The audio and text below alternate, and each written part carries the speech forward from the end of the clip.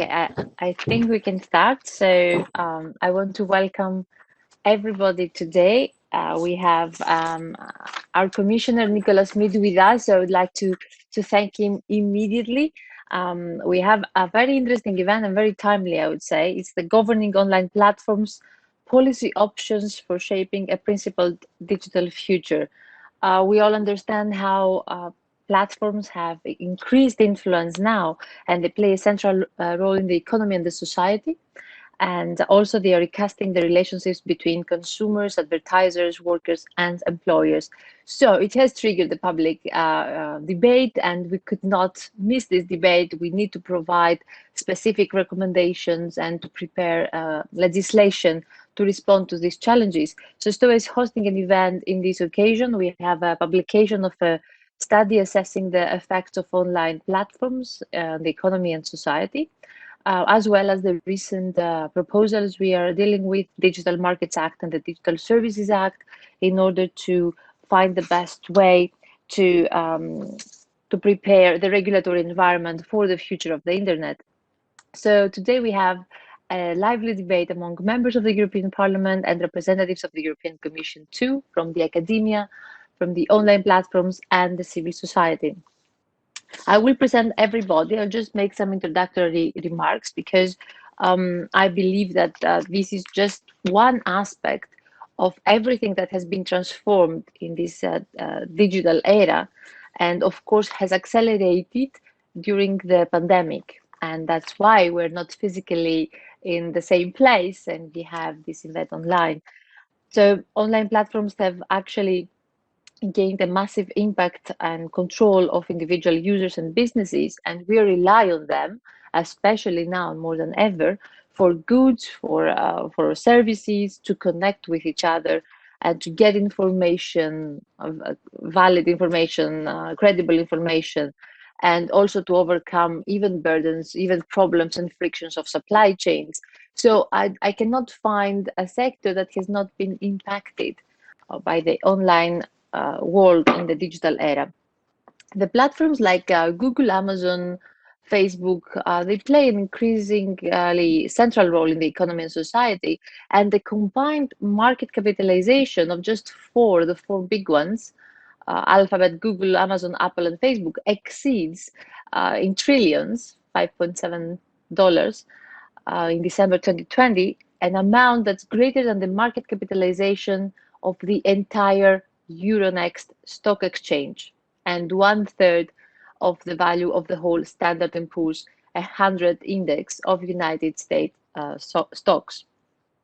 And despite the global recession, we see that these companies specifically have not only been resilient, but actually they are leading beneficiaries and of the widespread moves towards remote work, social distancing, and online shopping, as we are all aware of. And since they are also data-driven, their business models, the online platforms not only are recasting the relationships between them, but they are connecting, they are becoming actors of the economy, and they're boosting innovation and the development of new business models, actually.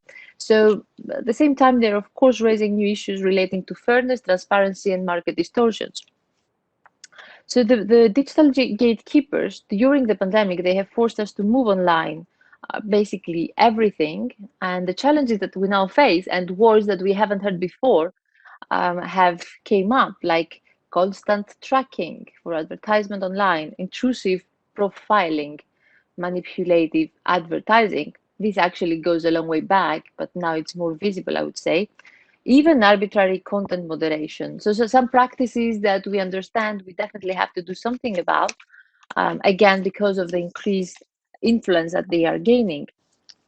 The same time, because I want to be very balanced here, they are providing us with extraordinary tools in order to become resilient ourselves, to change and transform businesses, our business models, and with huge funding through the Recovery Fund. This is what we're planning to do before the next, let's say, challenge similar to this pandemic hit us, to be prepared, and all the traditional business models will transform into resilient business models for the future.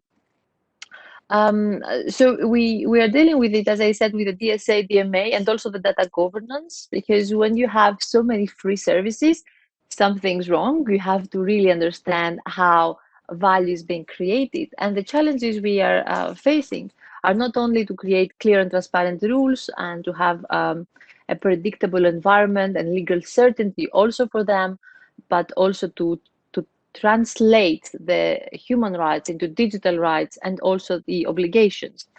I could talk a lot about data and initiatives we're taking in the Parliament, but I would like initially to give the floor to our commissioner and also present the structure of the event today. It's going to be a 2-hour meeting, and it's, as I said, the occasion of our study. It's basically this event we're planning to take stock of the challenges that are posed by the operation of these platforms, examine their practices as much as possible, because we cannot put everything in the same box. They have several differences, these platforms that I mentioned, to discuss also the effects that they have, analyze ways to address them, brainstorm a bit, and propose policy options to overcome them and find a balanced way to approach them. So the event provides also a unique opportunity, I would say, to prepare MEPs and colleagues for the ongoing legislation. So we have the European Commissioner for Jobs and Social Rights, Mr. Schmit, to deliver the introductory speech on the social implications of online platform work. His keynote speech will be followed by 2 additional keynote speeches. One, it's called Governing Online Platforms, Policy Options for the Protection of Platform Workers by my colleague Sylvie Brunet, and another one under the title Challenges Associated with Online Platforms and How the Parliament, the European Parliament, could address them by Deide Kloon, also a colleague. After the speeches, we're going to have from Professor Annabelle Gawer, who is with us, the main findings of the recent STOA study, economic and societal effects of the online platforms. And then we're going to have a panel discussion together with international experts in the field of online platforms. Georgios Mavros from Google, we have Pierre Regibo, from Chief Competition Economist from DG Comp, Philip Marsden, Professor of Law and Economics at the College of Europe, Pinaros Khan, Professor of Entrepreneurship and Innovation from the University of Oxford, Said Business School, and Ludovic Boet, Confederal Secretary for the Trade Union Confederation, and Oliver Bethel, Head of EMEA Competition of Google. No, sorry, Oliver will be replaced by Georgios Mavros. So we will follow to have a public debate. So if you have any questions, use Twitter and social media to address them. And I would like now to thank our commissioner for his kind availability to share his thoughts on this important topic, and also for his general availability to stay with us through the event and also take some questions. I hope this will remain the case.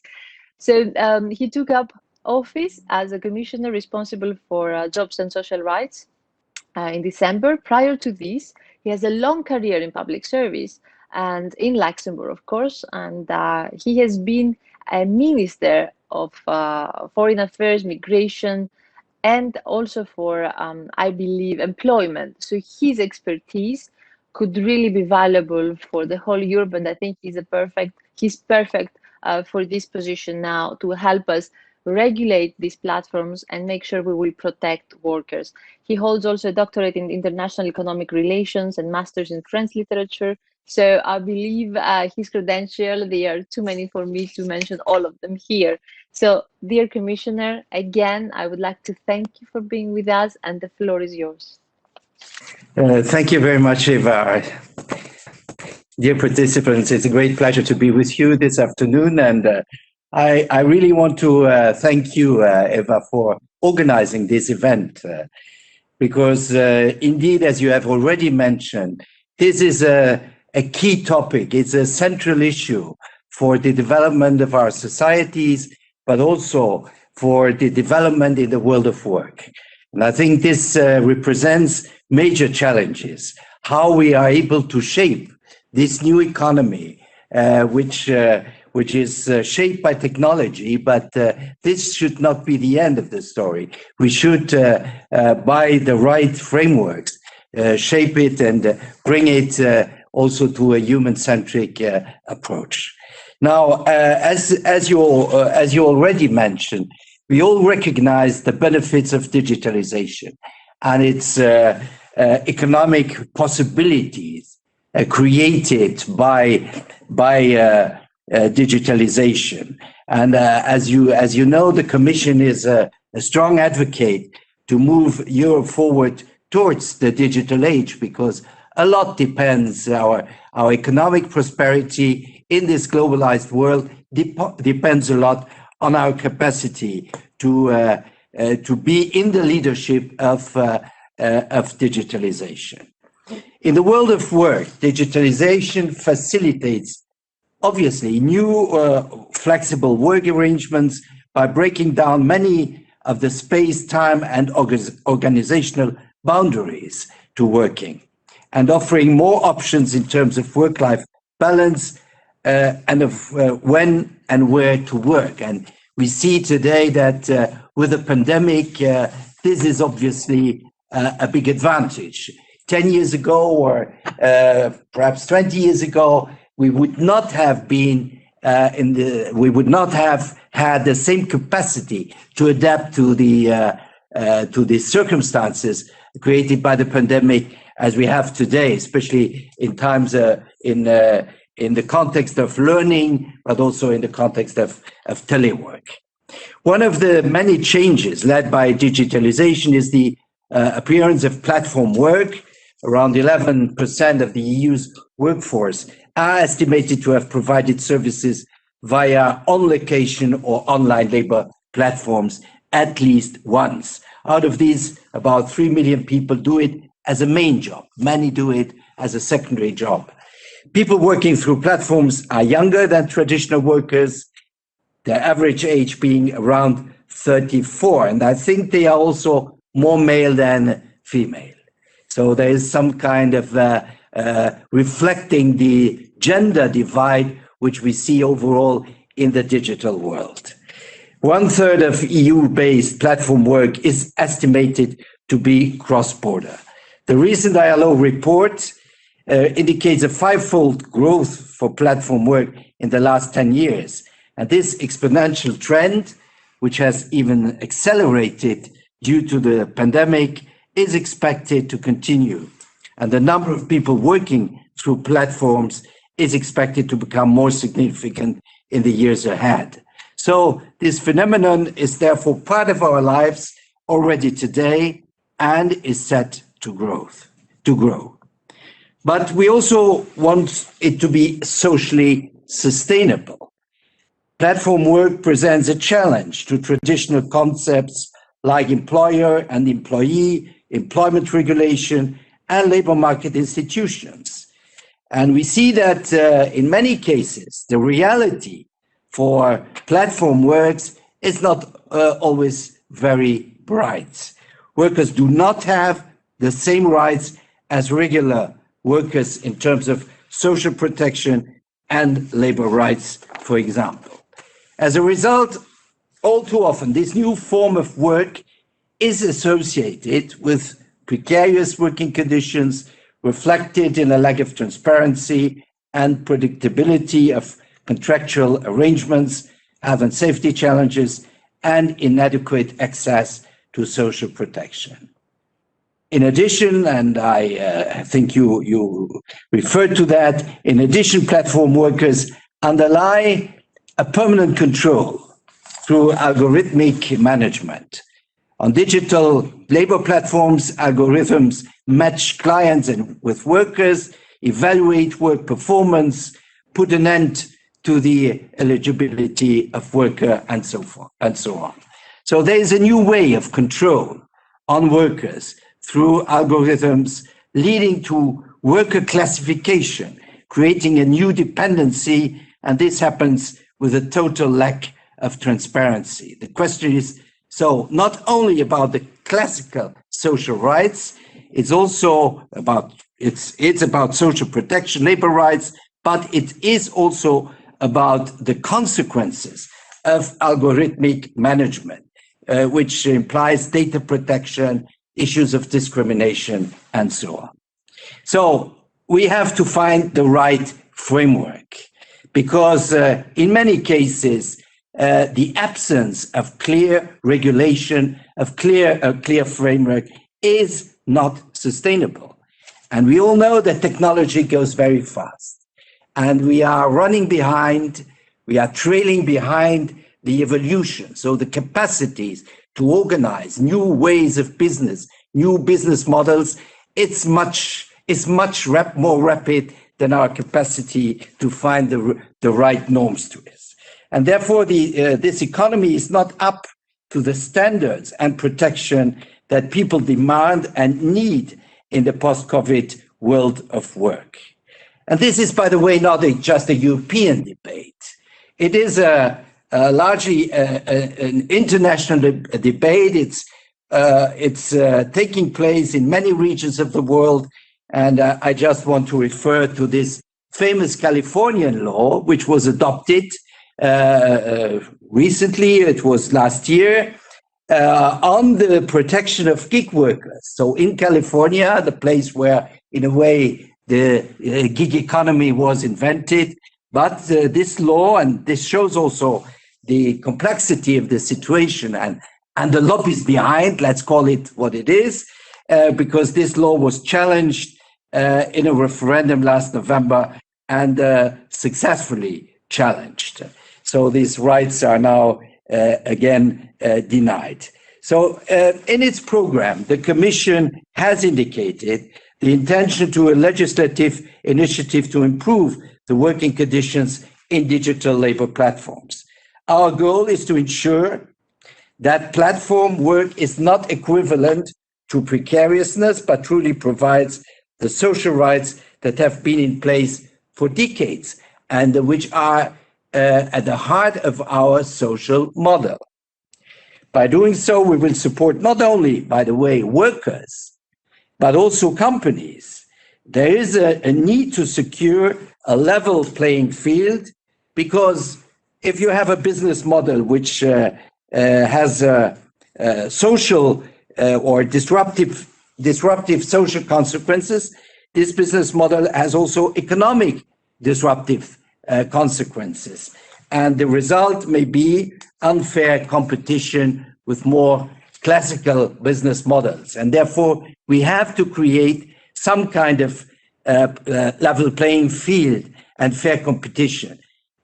Competition is essential, but it should not be guided and based on unfair social practices and a low social cost. It should be based on higher efficiency. And I think in many regards, obviously, this platform economy can provide higher efficiency. The courts have been deciding on a case-by-case basis. We have had rulings in favor of workers in France, Italy, Spain, Germany, the Netherlands, among other countries. And in the UK, a ruling in February allowed 70,000 Uber drivers to be considered workers and to earn the minimum wage, to have paid holiday leave, and to contribute to pension plans. These are very interesting developments, but we need to give more legal certainty to a sector from the start. We cannot build a digital single market without clear obligations that apply to the same obligations that apply to the rest of the economy. So social rights are part of our model of social market economy, and this should not be undermined by new business models that would, by the way, then extend to other areas. We cannot build the economy of the 21st century with the working conditions of the beginning of our industrial era. So we have been talking to prepare the framework we are committed to present at the end of this year. We have been talking to a variety of stakeholders in the last months: academics, trade unionists, people working through platforms, representatives of platforms, platform executives. I had an exchange of views with employment and social affairs ministers last December, and I took part in an ad hoc hearing in the Committee of Employment of the European Parliament and I'm very happy to take part in your meeting today. So early in February, we have launched the first stage of a formal consultation of social partners. We have asked them their views on the main challenges to address at EU level. And today's exchange is also part of this reflection. This study commissioned by the Panel for the Future of Science and Technology is very welcome. And I want to congratulate all those who initiated this report, also for the very precious reflection and showing us the implications of online platforms for companies, the economy, and society. I just briefly want to underline three insights which, in my view, are extremely important and which I already mentioned. First, you invite us to look beyond the platform workers we see in our streets. As you have underlined, platform work is very diverse, with many workers providing online services, and this is a key issue not to forget. Many current developments, like the riders' law in Spain, only relates to a fraction of platform work. Plumbers, cleaners, graphic designers, lawyers can provide services on platforms. So do carers, especially in long-term care. And so we will need 11 million more long-term care workers by 2030. And we have to make sure that they have good working conditions and decent wages, even if they are working through platforms. In your study, you have also stressed collective bargaining. You have shed light on how disincentives to collective organization are rooted in digital labor platforms' business models. This is an issue to be addressed. We want to ensure people on platforms have access to collective bargaining, and competition rules do not stand in the way. My colleague, Executive Vice President Vestager, is leading this work, and a public consultation on the topic. Public consultation on the topic is ongoing. And I have to be very clear here. Platform workers should have the right to organize and unionize. This cannot be considered as a cartel prohibited by competition law. This is a fundamental right that, unfortunately, as we see, is denied as we see today. Finally, algorithmic surveillance. I have already mentioned. You consider that platform work is the testing ground for such transformations, which are quickly spreading to other forms of work. Here, we need to avoid that black boxes take decisions that impact the working lives of people, as they can carry many kinds of discriminatory biases. Blur accountability in the relationship, employer-employee, lack of transparency, and increase the power asymmetry, leaving the worker with few means to challenge unfavorable decisions. We have to foster a human-centric approach to artificial intelligence and algorithms. This is a fundamental challenge for the future world of work in democratic societies. Workers are not robots submitted to a permanent surveillance. They are first of all citizens with their rights and with their right that their data are protected. As we have done with the Gdpr, the EU has to shape the world of work in a similar way, and especially in relation to data rights. My last word is on enforcement, and you are also addressing this issue, which is a very important one, because we need to have the right ways to enforce the norms we may establish or which are already established. And your report is highlighting a certain number of measures, very concrete measures, for the legal framework which has to be applied to platforms. There is a responsibility on the EU side, but I think also that there is a major responsibility on at the national level. And we notice that there are already today quite differences between national regulatory frameworks, and this has to be sorted out. So again, I thank the European Parliament for studying and deepening this important issue.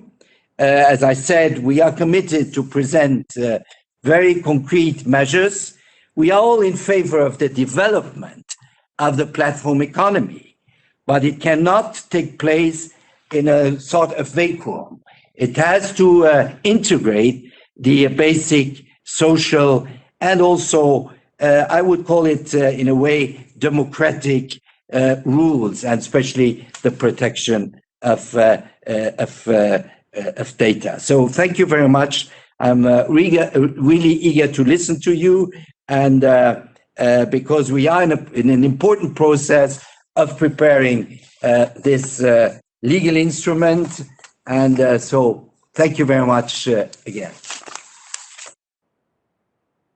Thank you, Commissioner. Actually, you have been, and you touched upon all the important issues. So I'm very happy to say that we will have you and we will discuss again in the course of the event, because your thoughts and reflections brought up many important issues to discuss for the operation of online platforms.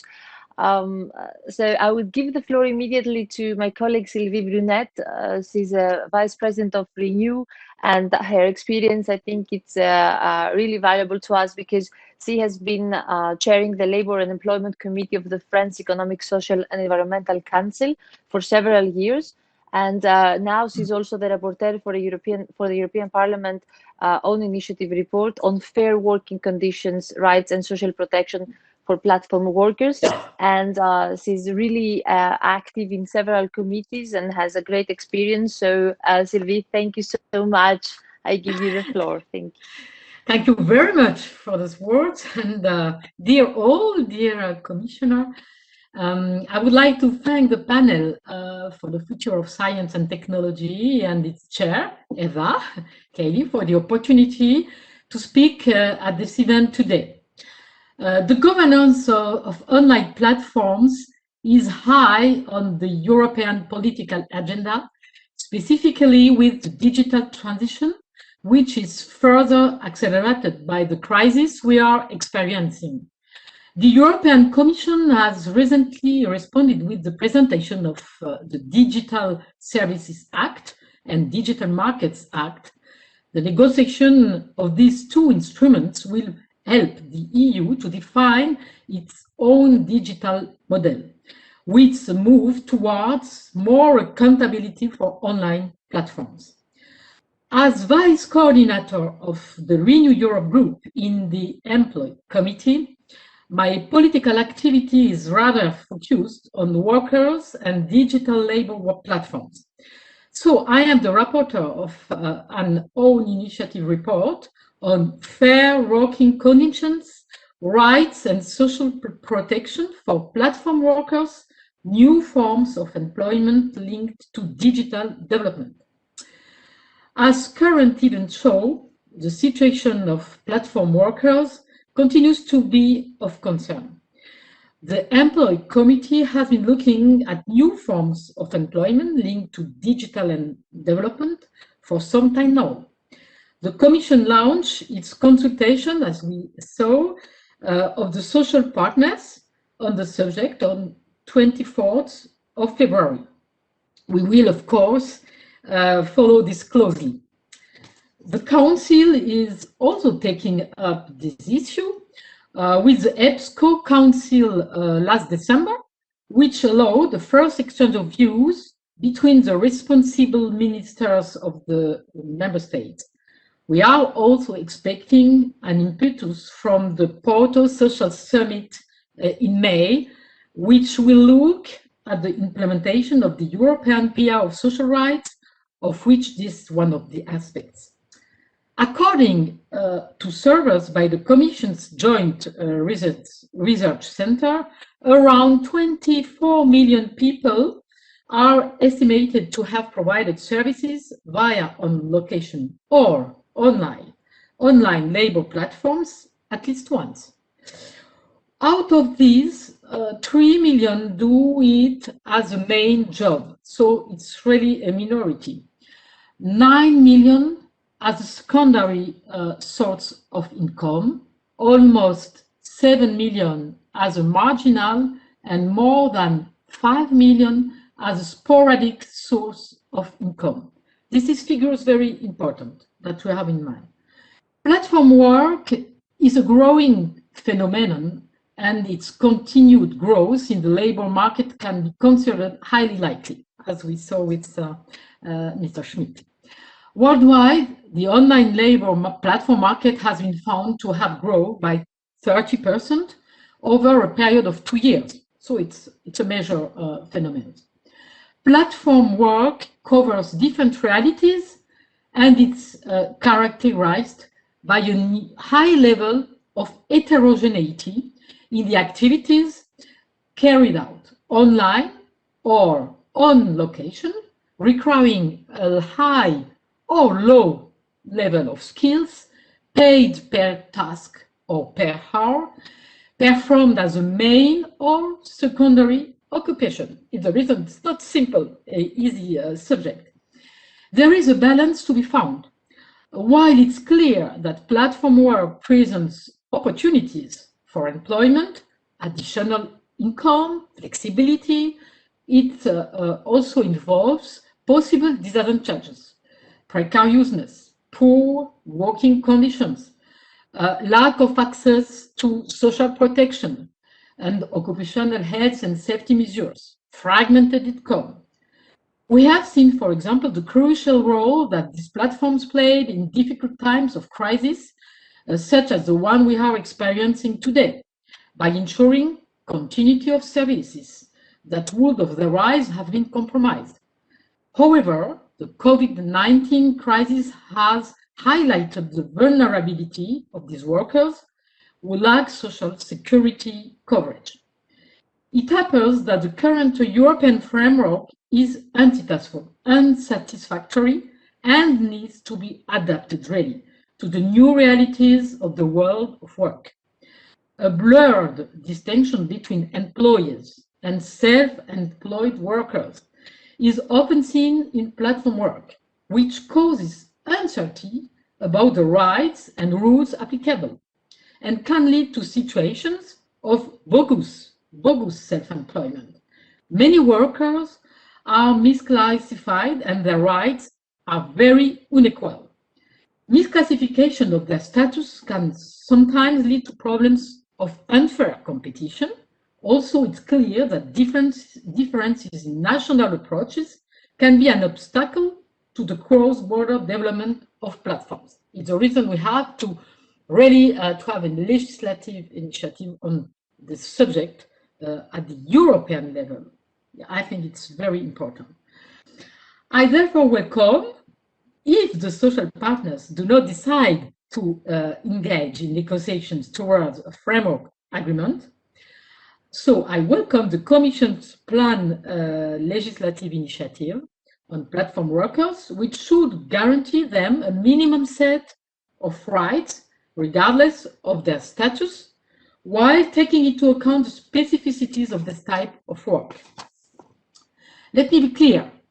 It's not about creating a third status for these workers, in my opinion, which could increase legal uncertainty, but this initiative should ensure fair and transparent working conditions, guarantee a healthy and safe working environment, give access to adequate social protection, forms of collective representation, training opportunities to qualify or requalify, and transparent, ethical, and non-discriminatory algorithms. The policy options presented in my first draft report cover notably these 5 areas I will present it, and I am waiting for the amendments now, of course. Working conditions, first of all.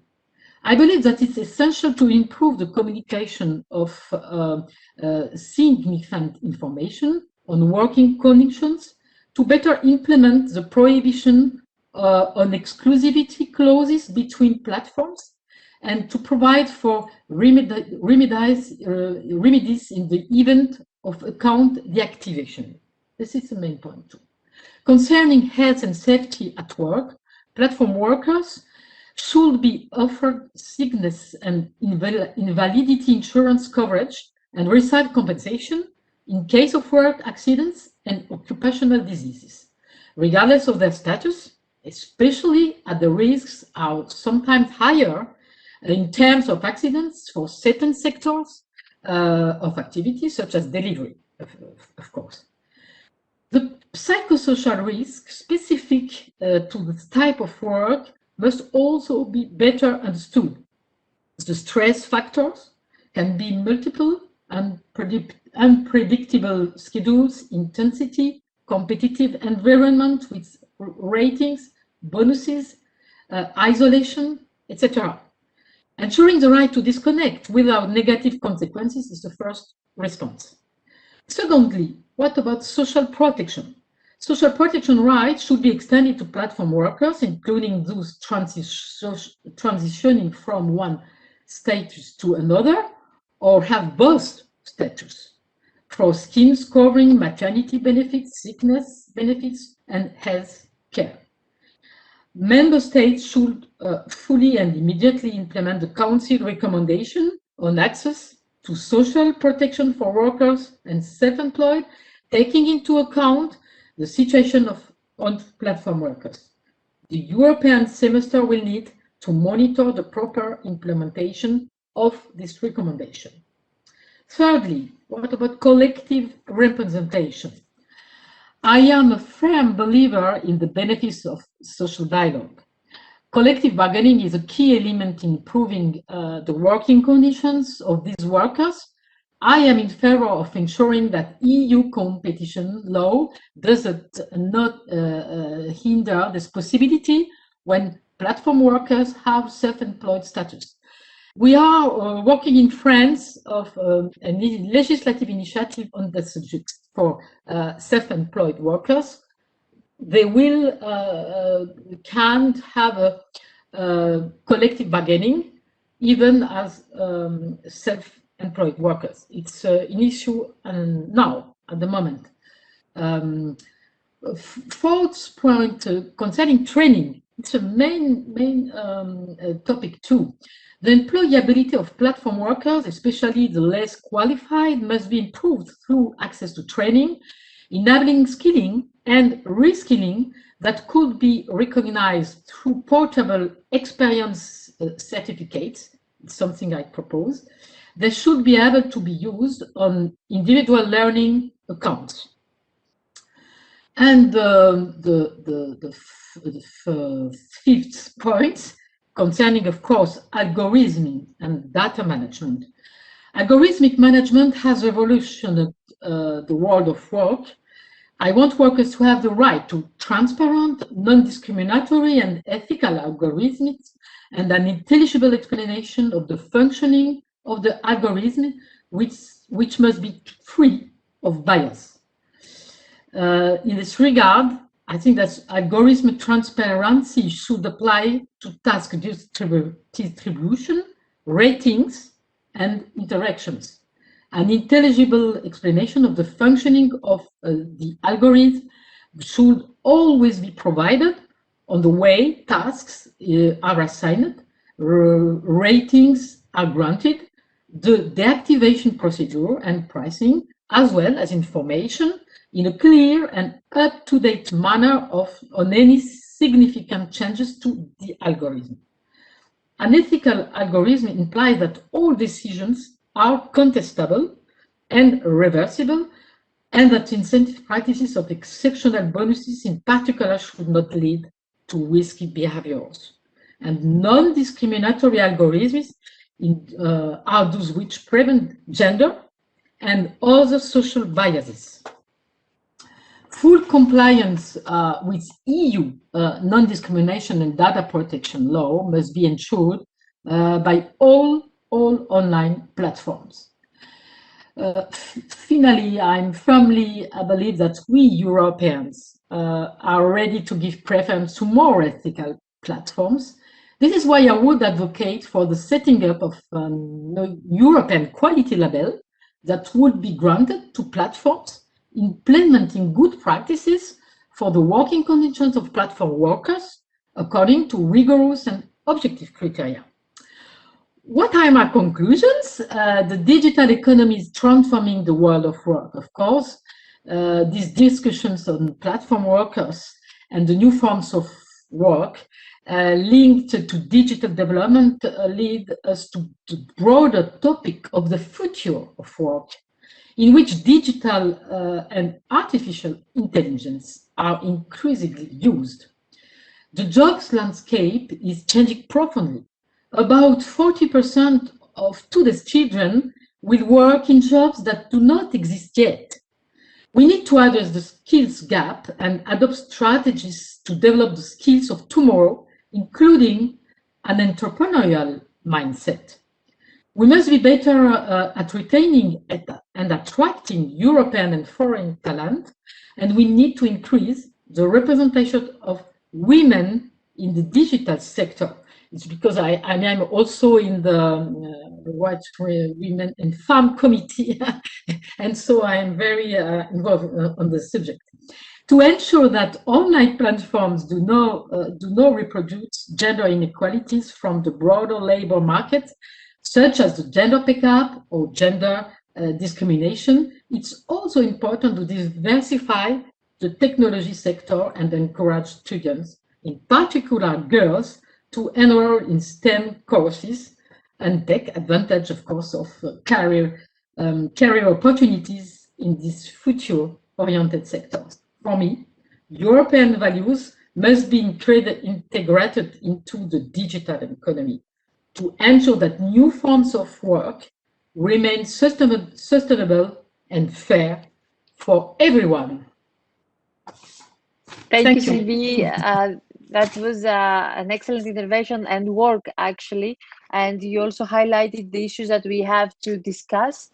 So I believe it's very interesting to wait for the debate later, and immediately give the floor to my colleague Deidre Clun, a member of the European Parliament for Ireland's South, and she's a full member of the IMCO committee and also currently the rapporteur for the INI report on shaping the digital future of Europe, removing barriers to the functioning of the digital single market and improving the use of AI for European consumers. So exactly what we have to do. Deidre, the floor is yours. Yes, thank you very much, Chair and Commissioner, fellow MEPs and panelists and everybody who's involved. Thanks for the opportunity to be with you today and to listen, really, to hear your views. And I'm very interested in the contents of the report, online platforms and their economic and social effect, which is obviously very relevant in today's discussion. So, I mean, I have a view that the online platforms do play a large role in our economy and society today. And that role is growing. It's an important role. It does have its benefits, and I think you've acknowledged that, Chair, in your opening statement as well. But there are downsides and consequences that some we know about, some we haven't met yet, and will we ever know of others as well. So the challenge for regulators and for legislators is to understand how the platform works, or to try to know that there will be consequences as we move forward in legislation, and unforeseen consequences, and some knock-on effects as well. So what are they? How do we have a balanced approach, recognizing that size isn't necessarily a bad thing, but that it is that size, it is when that size dominates or excludes others unfairly, or facilitates the magnification of a message that is false, untrue, not correct, whatever words you want to use in terminology. So from an economic point of view, if we are to ensure that there is we want to ensure that there's a level playing field too for all businesses, and especially for European businesses. There's nothing illegal or anti-competitive in building a successful business, which is what large online platforms are, absolutely. And what becomes a challenge, or what's really concerning, is when that strong market dominance can lead to anti-competitive practices and drowning out the competition, and in turn then reducing the choice for the consumer. Much of the definitions in the DMA and the DSA which have been proposed mean that the large companies that we're looking at now are focusing on are US companies. They have been very successful, as I said, And in my view, probably we should be looking as well as ourselves in the European Union, how come we haven't developed such large successful companies? Have we failed to create the environment? We've failed to encourage innovation and to encourage successful business. And I think that the report you mentioned on how to create a successful digital economy, we're looking at that, and that we need to encourage more investment in European companies, be it through venture capitalism, private capital, public capital. We need really to focus on that whole area. With regard to the DSA and the DMA, I think as a member of the IMCO committee, the Internal Market Committee, it's safe to say that I think from Parliament's views could be reflected in statements in a position that the European Parliament voted on last October, looking at these two, or looking at the proposals and what we would like to see in them. We want to see, as I said, a favourable environments, but we're also benefiting from favourable environment for small business, but also benefiting from the offerings of these large platforms that connect EU businesses with other businesses and with consumers as well. So that's important, that we don't lose that connection. The report was authored by my colleague Alex Saliba and approved, as I say, by the full Parliament. So we need to recognise that the main principles of the e-commerce directive, and this is part of our report, they've stood the test of time, and they provided SMEs, small business in Europe, with the opportunity to expand their business and operate across Europe, which has been really, really beneficial. We need to do more of it, of course, and across borders. The freedom to establish those principles, the freedom to provide services, to sell products to European citizens, that should be maintained, and that absolutely has to be protected. And of course, must protect the consumers as well, with and underlined is the principle that what is illegal offline should also be illegal online. I think we've heard that statement many times, but it is a guiding light for us. So trust is going to be really important. We must recognise also that there is a large number of legislative and administrative decisions already in place, and we want to have a horizontal framework in place, recognising copyright, terrorist content, audiovisual, the GDPR as well, and what they offer already, that we don't, if we're producing any more, if we are dealing with more legislation, producing more legislation, we don't overlap in these areas. But principally, we want to help to build a consensus for business and an environment in which consumers and business will opt for digital solutions. I think that's really important for us. So the DSA, DMA, and the artificial intelligence led proposals that are due are going to an opportunity to shape the digital economy in Europe. Be it we look at it as an opportunity to be a standard bearer for the rest of the world. Perhaps when we see it in light of how successful the GDPR has been, look at climate change, how Europe has led in that area, and indeed when we look at labour rights, that has been mentioned already, and including those in our in trade deals, I think we can look at what we're moving to now in the terms of adapting and dealing with the DMA, DSMA, again, an opportunity for Europe to lead. But we don't want to be alone, and it'll involve close cooperation as well with other blocs. And I'm thinking of the US as well, which is this week, last week, looking at how we can, the time has come to regulate technology and not to leave it to the companies themselves to regulate. So so it's true to say that the code of conduct, if you look at the code of conduct and disinformation, how that's been successful. It has been, and we've seen in the last year with COVID-19 how the companies that are supporting and hosting information have started a dialogue with Commission, with regulators, and that has been very successful. But we need to do more, and we need to regulate. And I was struck. I was struck by the post-Capitol Hill riots, when the president at the time of the US, Donald Trump, was suspended from a social media platform. I think for me it was a defining moment that, you know, why was that? How did it come to the fact that there wasn't regulation in place, there wasn't dialogue in place that was left to the companies to regulate. So I think the time has come now for regulation and not for voluntary codes of conduct. We need more regulation, but we must do it in a way that protects European rights and the European way of doing things. We must be sure that what's harmful is protected, is dealt with. And how do we do that? That's going to be a challenge for all of us. There's a difference across different member states. What's harmful in one may not be so in another. What's legal in one it may not be in another. So we need a strong, coordinated European approach in this. I think that's going to be really important. We need cooperate. We need to have a level of cooperation, and the supervisory authorities of the member states will have to be adequately resourced in this. And we would see in the Internal Market Committee, we've seen that there will be a strong role for the Commission can be played here in terms of coordinating and coordinating cross-border issues. And given that these issues can be very complex. So transparency is something that's always going to be really important as well, to protect consumer interests and also to build confidence in the trust of consumers and their confidence. When we talk of artificial intelligence, algorithms, use of data, how is it going to be used?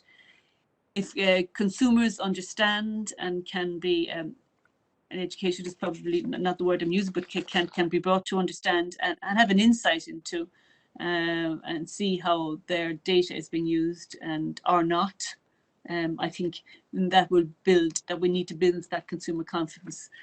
We look at the advertising market at the moment online, 300 billion euros in advertising.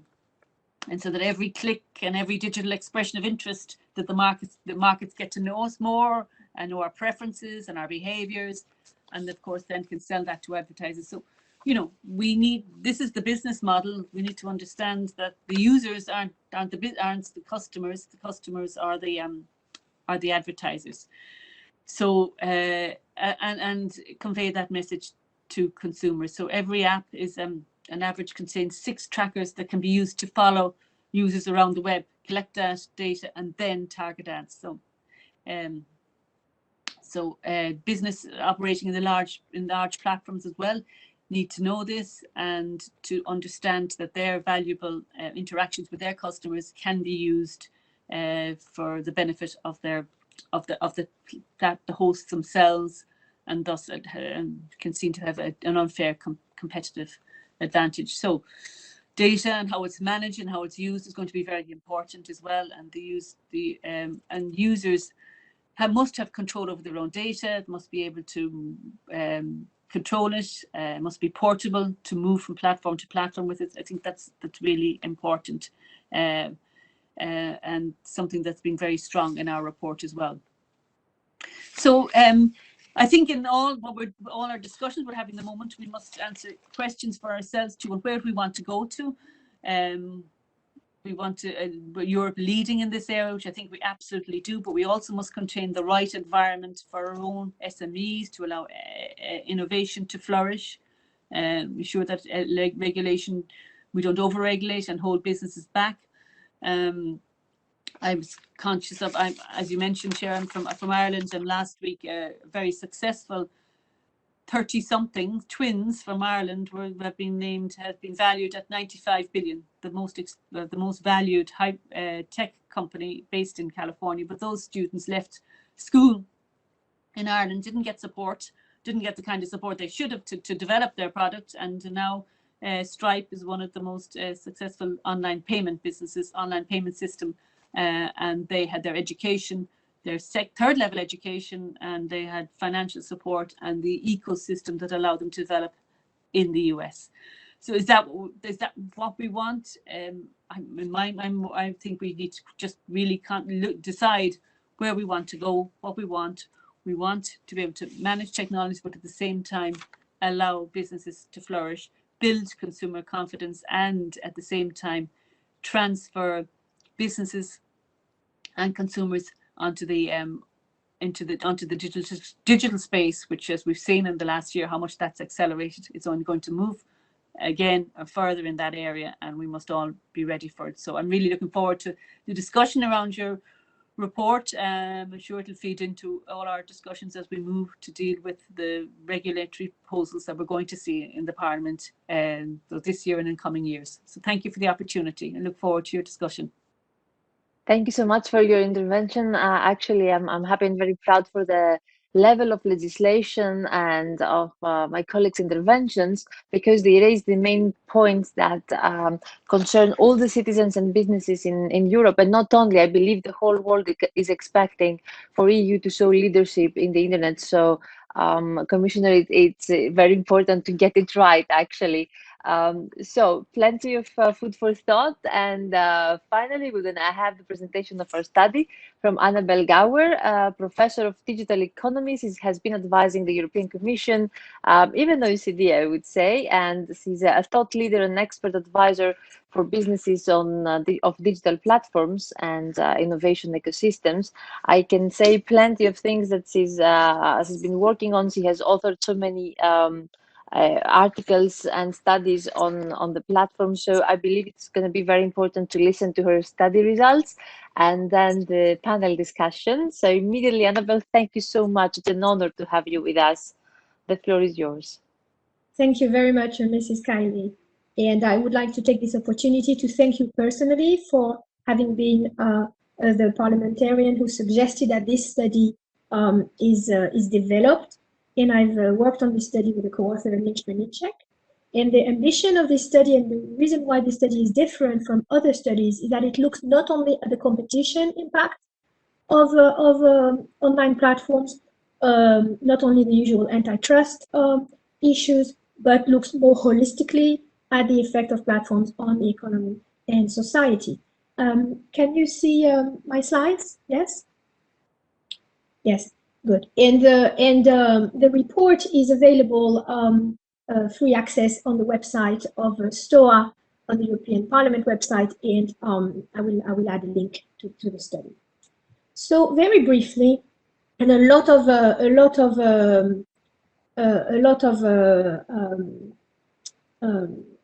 ideas have already been presented. I would like to summarize very briefly the main theme of the report, and obviously it's not possible to do it in just a few minutes, but just to highlight the most important ideas. I just have 2 or 3 slides. And first of all, the report starts by saying, how do online platforms create value? And I think it's very important to understand the unique way in which online platforms create value. In the digital economy that is increasingly interconnected, you can think of the online platforms as those companies that have understood ahead of everyone else how to create value and also how to capture value in this new environment. Very simply, it is about not only the technology, and of course these companies are very innovative from a technology perspective, but it's also that they have been innovative on a business model perspective. And so what we have here are a combination of innovative technologies built on top of the internet, and we are all connected via pervasive, internet connectivity, mobile connectivity all over the world, but also innovative business models where basically different communities of users, what economists call different sides of the platforms, connect to each other. And the genius of those business models, and of course we've heard about problems that some of these business models lead to, but let's just spend a minute realizing that what they actually achieve is to understand that different consumers or different users would come more if other types of consumers come in. So we call that network effects. And thanks to these network effects, platforms are unique organizations that are well placed to facilitate transactions and to facilitate innovation. Just one word of history. Over 100 years ago, when we had the Industrial Revolution, that created the conditions in which a new kind of firms emerged. And the modern organization, as we know it, is really a consequence of that Industrial Revolution. So it's important to understand that platforms and ecosystems are here to stay. They have demonstrated a new way to create value. The environment has not been regulated so far because it's still very new. But once we get the fundamental rules correctly, it's very important not to throw away the baby with the bathwater, because there is a lot of value to be created there. So They create value not only by allowing people to connect and to transact, like online marketplaces like eBay or Amazon Marketplace, but also they facilitate innovation by offering common technological building blocks, foundations, which allow through open connectors encourage the stimulation of new innovation by third parties. That's what we call innovation ecosystems. An example would be the iOS and the Apple ecosystem, where millions of developers develop apps. So there are positive effects on business, consumers, competition, and innovation. If people didn't find this platform useful, they wouldn't use them so much. Most consumers and users benefit, and these companies also invest a lot, 3 to 4 times more than other firms in R&D. So there's a lot of R&D investment. Moving now to the negative effects on consumers, competition, and innovation, as well as business. It's been said by my previous esteemed speakers, an increased centrality, and many talk about dominance over their own ecosystems. Platforms really become private regulators of the ecosystems. When you are a small platform and you have a small ecosystem, it's not such a big issue. When you become the non-democratically elected governor of entire ecosystem that are bigger than countries, then there is a question of oversight. So there has been a number of violations that have been noted. There have been a few antitrust lawsuits. Europe has been leading the way with those antitrust. Some have criticized the outcome of those antitrust lawsuits as being long and the remedies and not really achieving the results that were hoped for. But we now see in the United States also a new wave of antitrust and maybe a change in regulatory policy with the new administration. So antitrust violations, serious questions about so-called killer acquisitions. Have platforms who have reached those positions of winner take all, a very small number of them have, most platforms face, but a few have. Of course, network effects lead naturally to position of dominance under certain conditions, when there is no interoperability, when there is no so-called multi-homing. However, it is also true that a small number of firms have probably misused their dominance, and that is where the question is. And the question is, have they used their power in order to kill potential new rivals, for example, by acquiring them in a systematic way?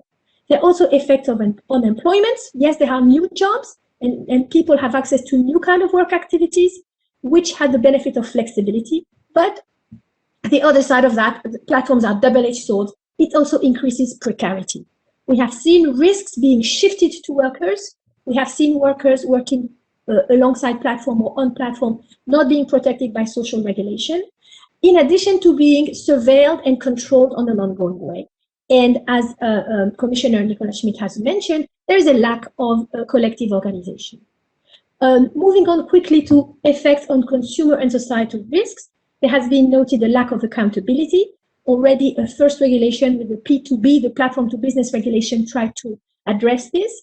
We know all about the privacy risk, and there is an increasing concern about so-called online harms. A broader concern, almost an existential concern, and critics such as Shoshana Zuboff or Yaron Lanier have mentioned the problem of a so-called surveillance society. Are human beings being reduced to just being sources of data and being instrumentalized in order to fuel a capitalistic machine that is only a profit generating? And we've also heard, obviously, of the issues of fake news leading to polarization of society and dangers to democracy. So I've summarized in the report 4 types of regulatory challenges. One is the limits of existing antitrust. The other has to do with accumulation of data, leading to violation of privacy and competition. The third one is an avoidance of sectoral regulation. In the past, we've heard Uber say we shouldn't be regulated by transport because we're not a transport company, we're only a platform company. Or we've heard Airbnb say we shouldn't be regulated with hospitality rules. We're not a hospitality company, we're only a platform company. Some companies have taken advantage of the lack of clarity around what the activity is to evade social sectoral regulation. And there's obviously the regulatory challenges associated with illegal and harmful content. Moving on to policy options, there are 3 types of policy options that we wrote about in the report. I will not go into the details because of time, but you can read them in the report, and there is a 4-page policy brief. The first set of policy options has to do with competition and innovation. The report supports the new DMA and DSA proposals. In the report, I indicate some suggestion to make some minor changes to them, in particular about the kinds of code of conduct.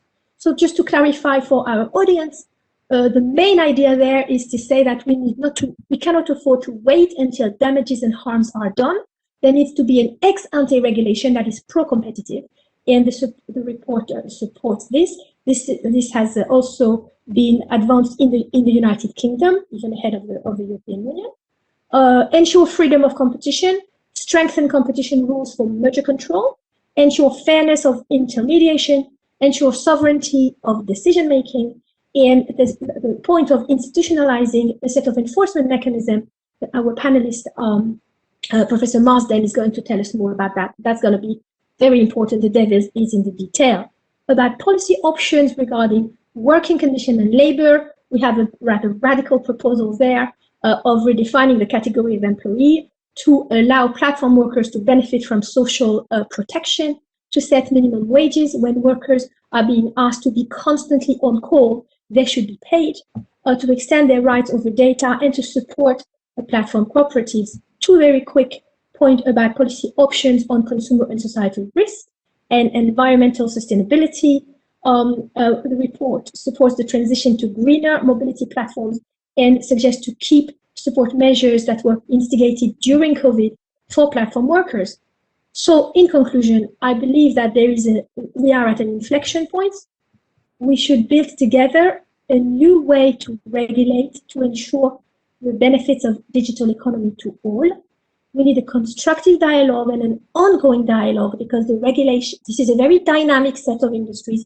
We don't want to have a very rigid set of regulation that becomes obsolete by the time they get voted. We need to move away from a confrontational, unhelpful, conflicting agenda between platforms and regulators. So I think there is really now a time for a constructive ongoing dialogue between regulators and big tech. The examination of the DMA and the DSA by the Parliament is going to be a great opportunity to do that. And finally, we need to understand better how these ecosystems and platforms emerge, for which we need more collaboration across silos. Silos don't only exist at the Commission or in the Parliament, they exist between economists, management scholars, and social sciences. And we need people to work together to have a holistic view of these very important topics. I will stop here to keep time for the panel. Okay, so thank you very much for that. And I would like now to move to our panel. And we have a very exciting set of panelists. I will present them very quickly. We have Mr. Ludovic Voet, who is the Confederal Secretary for the European Trade Union Confederation. We have Pierre Regibo, who is the Chief Competition Economist at DG Comp in the European Commission. Professor Philip Marsden, Professor of Law and Economics at the College of Europe and Deputy Chair of the Enforcement Decision-Making Committee at the Bank of England. Professor Pinar Roscan, a Professor of Entrepreneurship and Innovation at the University of Oxford Saïd Business School. And Mr. Georgios Mavros, representing Google, a Senior Manager for Public Policy and Government Affairs. So I would like to start, if you allow me, with Mr. Voet. Mr. Voet, are you there? I am. Hello. Yes. Hello, Ludovic. Thank you very much for being here. You've heard the talks of our two MEPs and Commissioner Schmit. I wanted to ask you, as a representative of trade unions and of workers in Europe, how do you see the most pressing issues affecting workers in the platform economy? What are your concerns? What initiatives do you see as most promising in this space? And I know we're running a little bit late, so I don't mean to be rude, but if you could sort of say the most important points in just a few minutes, that would be fantastic. We want to leave some time for Q&A as well. Thank you, Ludo. Okay, perfect. I will try. I hope you can hear me well. Thank you for this debate. It's a timely debate to have I will focus on the working conditions of workers in platforms. For us, it's really important to take to regulate. We are at a moment where we need to regulate and bring back platforms in the respect of labor laws, social rights, and collective rights. We are in the first phase consultation of the social partners, as it was presented by Commissioner Schmit, and with the trade union movement, we see that the recent court cases, the recent administrative decisions, the recent political decisions are almost all going in the same way, showing the problem of rightly identifying the problem of the employment status, also the problem of enforcement of the different laws. We have seen this with Deliveroo in Spain. We have seen cases in the Netherlands. We have seen also in the UK and in Italy how important and how timely this discussion was. None of these decisions have been detrimental to workers, but for the moment they are quite fragmented. So this is the problem that we face. So in this regard, with the ETUC, we want to, in this debate, to, of course, ensure the rights for workers in platforms, and that's the first part. And the second part is also to make the digitalization of the economy compatible with the employment relationship and with the respect of fundamental workers' rights. So I think there's two dimensions in the discussion. This is why we have articulated our answer to the first stage consultation of the Commission on 7 points. I will say them really briefly. The first one is that we want to change the current situation when where the most vulnerable in the relationship, so the worker, has to prove that he's not a self-employed. We want to move to a presumption of employment relationship. So it would reverse the burden of the proof. This is the second point that makes that, and it's also more appropriate to ask to the platforms to prove the actual conditions of the relationship. It's also easier for them to get the access to the information, and also it allows us not to be in terms of regulation 5 years behind. We would ask those who have actually the business model in their hands through the algorithm to prove that there's no relationship of employment, or if there is. Third point is that we have to treat these digital labor platforms. I'm only concentrating here on digital labor platforms, so not marketplace, search engines, social medias. We need to treat them as companies with the obligations that companies have. This is the link I would make with the level playing field that was already said before. And also it means that when the function of employment relationship exists, then the function of employers should be discussed. This is also the only way to ensure the discussion around the algorithm, the protection of data, etc., the transparency of data is treated in a fair way if we ensure that they have liabilities as companies. It also allows me to say that we need to link them to the sectors in which they are active. So it means that, for example, if I take a food delivery application, we have to link it with the transport or the food delivery sector. It allows us then to see the regulations that exist there, that have been negotiated in collective bargaining by social partners. Fourth, we don't need a third status to do this. So this is a clear message from the trade union movement. Fifth point is that we don't want a regulation that only allows social and collective rights to workers in platforms, because this, in our sense, would be discriminatory for all the workers also offline, or you know that a worker can be on the morning online and working offline in the afternoon, who do not get access to social protection, to training, to collective bargaining, etc. So it's a problem that all non-standard workers are facing. A musician, for example, a writer, a journalist, a cleaner have the same problems in terms of the lack of access to these different rights. So we need to focus on non-standard workers as a whole.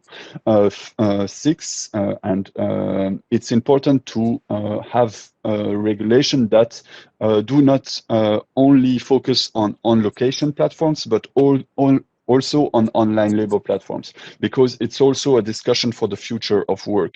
It's also a discussion that about the compliance of platforms in the future with the development of telework, with the investment in digitalization that we will do, the compliance of platforms and big companies with the labor rights, and so ensuring that the employment status is not downgraded. Lastly, there is need for European action. Why? Because we have fragmented member states discussions. We have decisions that are also fragmented. For example, Uber is changing the business model in the UK only for drivers.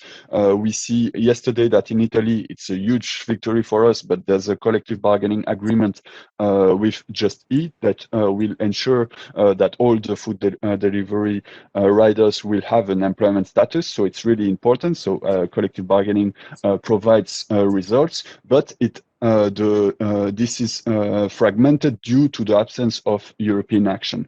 We cannot only have Spain regulating what is happening in food delivery, then Just Eat changing the business model in Italy because they discuss with union, and then see if Uber in the UK change their mind because of a Supreme Court ruling. You know, we can't allow a future of work where workers would have to wait for months and months and months and years before having the access to their rights. So I would finish on that collective bargaining is clearly a tool also, and the new development of yesterday with Just Eat in Italy shows that it's possible, but only an effective regulation that would help also the social partners to address the issue would bring the results for the whole economy. Thank you.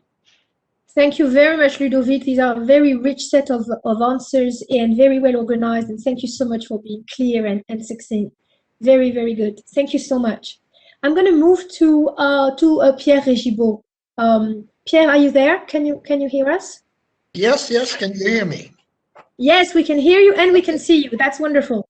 Pierre, thank you so much for joining this panel. And I was wondering if you would mind sharing with us your views, and you're the chief competition economist, principally about the DMA and the DSA. Perhaps you can very quickly tell us what are the main issues the DMA and the DSA hope to solve. Some people say in the United States, for example, can't we just let competition run its course? Do we really have to interfere? So if you could just tell us what we're trying to achieve here, and what concerns do you have, or what hopes do you have for the months ahead? Okay, so as you've said yourself in your presentation, there's just so much that competition policy on its own can achieve, and especially antitrust. Why? Because it's case-based, and we are held to a fairly high standard of proof. So because of that, moving in a very difficult industry where evidence about data and stuff like this is not easily available, we cannot move fast. So since we have to treat some of the problems now, there's a need for regulation. So that's also a need for regulation, not only for us or to protect consumers, but also for the actors. Rather than being under uncertainty as to what we will find right or wrong, it would be nice for them to have ex ante a set of rules that minimize their legal risk. And that's essentially what the DSA and DMA are trying to do. Now, this is a bit of a two-pronged strategy. The DSA kind of establishes some fundamental principle. The fact that if you're a platform or a substantial platform, you have to play the role of cop compared to the content up to some degree. The fact that there should be kind of at least minimal transparency on your platform, and the fact that there are some rights, especially of user in terms of data, that must be kind of respected. Then closer to what we do in competition policy is the DMA. And here the notion is the following. The thing which is very important to understand, the DMA is not just another version of Article 102, abuse of dominance. It's not about dominance. Gatekeepers can be gatekeepers without being dominant in a competition policy sense. They're not dominant, they're critical. They're critical, why? Because they're big and because they're tentacular and influence lots of parts of the economy. Okay? So in that sense, it is quite normal to impose or to give them some rules of conduct. Why? Because the people who just say, oh, why don't you let competition be competition? I'm all for the competition be competition. It's my job to favor competition. But competition doesn't take place in a vacuum. competition is not the law of the jungle. Competition needs rule. So corner grocery has to follow some rules. Therefore, when you have platforms that are not, I'm not even talking about dominance, but what happens with those platforms is that they of course compete, but they also become themselves part of the background, part of the scenery, part of the fabric of the competition system. So that gives them de facto a dual role. And as part of this fabric of the market themselves, I think it's quite natural for us to have rules of behavior for them. Thank you, Pierre. Thank you, Pierre. And that's really, really clear and very helpful. So now that the proposals have, are being scrutinized and evaluated by parliamentarians, I wanted to ask you, what do you hope will happen over the next few months? And what do we watch for? What are the ways it could possibly go wrong? And what do you hope is going to happen? We only have little time, so I'm not going to address all the ways it can possibly go wrong. Just one or two sentences, very high level. No, first, in terms of what I would like to see the next few months, it will be very helpful. Clearly, I think a successful unionization campaign at Amazon would be something that would be very useful for me, because we do care about market power in labor markets as well. Something that actually would be very useful, might be tried, but is to get out of this COVID crisis. And there are several reasons for that. First is that, as you've mentioned, the crisis has kind of tipped the balance in favor of online platforms and against kind of brick and mortar platform. I'm really anxious to have kind of this balance redressed, so that we're back in a more kind of normal world, so we have a better idea of what their perceived strengths of competition is. For example, I would not want online platform to be able to take advantage of the weakness of non-online platform to do acquisitions that eventually might be anti-competitive. So in that sense, I'm not joking by saying that dealing with COVID in itself is important. Also, something that I think that is important, and that already goes into the second part of your question. As always in Europe, we like to lament about our performance. And you hear lots of voices, oh, why don't we have our own platforms? Okay, that's something that's going to be debated in other fora in the next few weeks. But I think we should kind of move a little bit away from it. This is not what the DSA and the DMA are. The DMA and the DSA are there to give fair competition to everybody. They're there to allow platforms to compete with each other. We're there to make sure that, on the contrary, they do not collude with each other, do not stay out of each other's market, something like that. They're there to also allow firms like Samsung, which are not platform, but which impose very big competitive constraint to be able to survive in a world where they don't have their own platform. They're there to allow the little startup or one product firm to also be able to follow to work in this kind of mixed world. So if we just say, oh, the only solution to platform is to have your own platform, we're missing what competition in the competitive universe there would be. Now, as one goes through the process of discussing, eventually, hopefully approving the DSA and the DMA, there are a few pitfalls. First, let's remember that there's an internal logic to the DMA. And for example, one of the logic is that there are things we're pretty sure of. Is that if you platform things like parity clauses, like anti-steering clauses are a bad idea. So those you can't do. So there are things where we know there are issues, like potential self-preferencing, data interoperability. But there, we know that what the issues are will depend on your business model, on the type of data, and so on. So the DMA gives flexibility for bilateral negotiation. So in that sense, and I like the report a lot, I will not go quite as far as your report by saying that every platform should give different regulation. No, I think there's a need for a common body of simple rules, but then within the flexibility given by the DMA, then of course you're going to have to tailor rules with respect to this kind of less clear aspect that I just mentioned. And then something else that I'd like it to happen is that so far we've been able to maintain a good relationship, a good distinction between the DMA and competition policy. Take the example of bundling, tying, which really is a core antitrust issue. Well, the DMA deals with it, but only at a very obvious level. You cannot tie between core platforms. I would hate through the process to have that extended and having regulation extend to issue of tying and bundling that frankly only competition authority are qualified to deal with. Okay. Okay. Thank you very much. These are wonderful remarks, and I'm very pleased you liked the report. But I think what you said was extremely helpful. Thank you very much, Pierre. And if you allow me, I would like to move now to Professor Pinar Oscan. Pinar, are you there? Can you hear me? I am here, and I'm very much looking forward to participating in this panel. Thank you so much, Pinar. It's a great privilege to have you. And Pinar, you're a professor of entrepreneurship and innovation at Saïd Business School. And I was hoping you might tell us about what happened in fintech and what happened in other industries. For example, and while we were preparing this session, we thought you might be able to tell us what are some of the issues you observed in the implementation and formulation of open banking and other regulatory frameworks. And I know that you have a few slides that you wanted to show us, so perhaps if you could share them with us, would be a great time. Thank you, Pinar. Absolutely. Let me do that. Okay.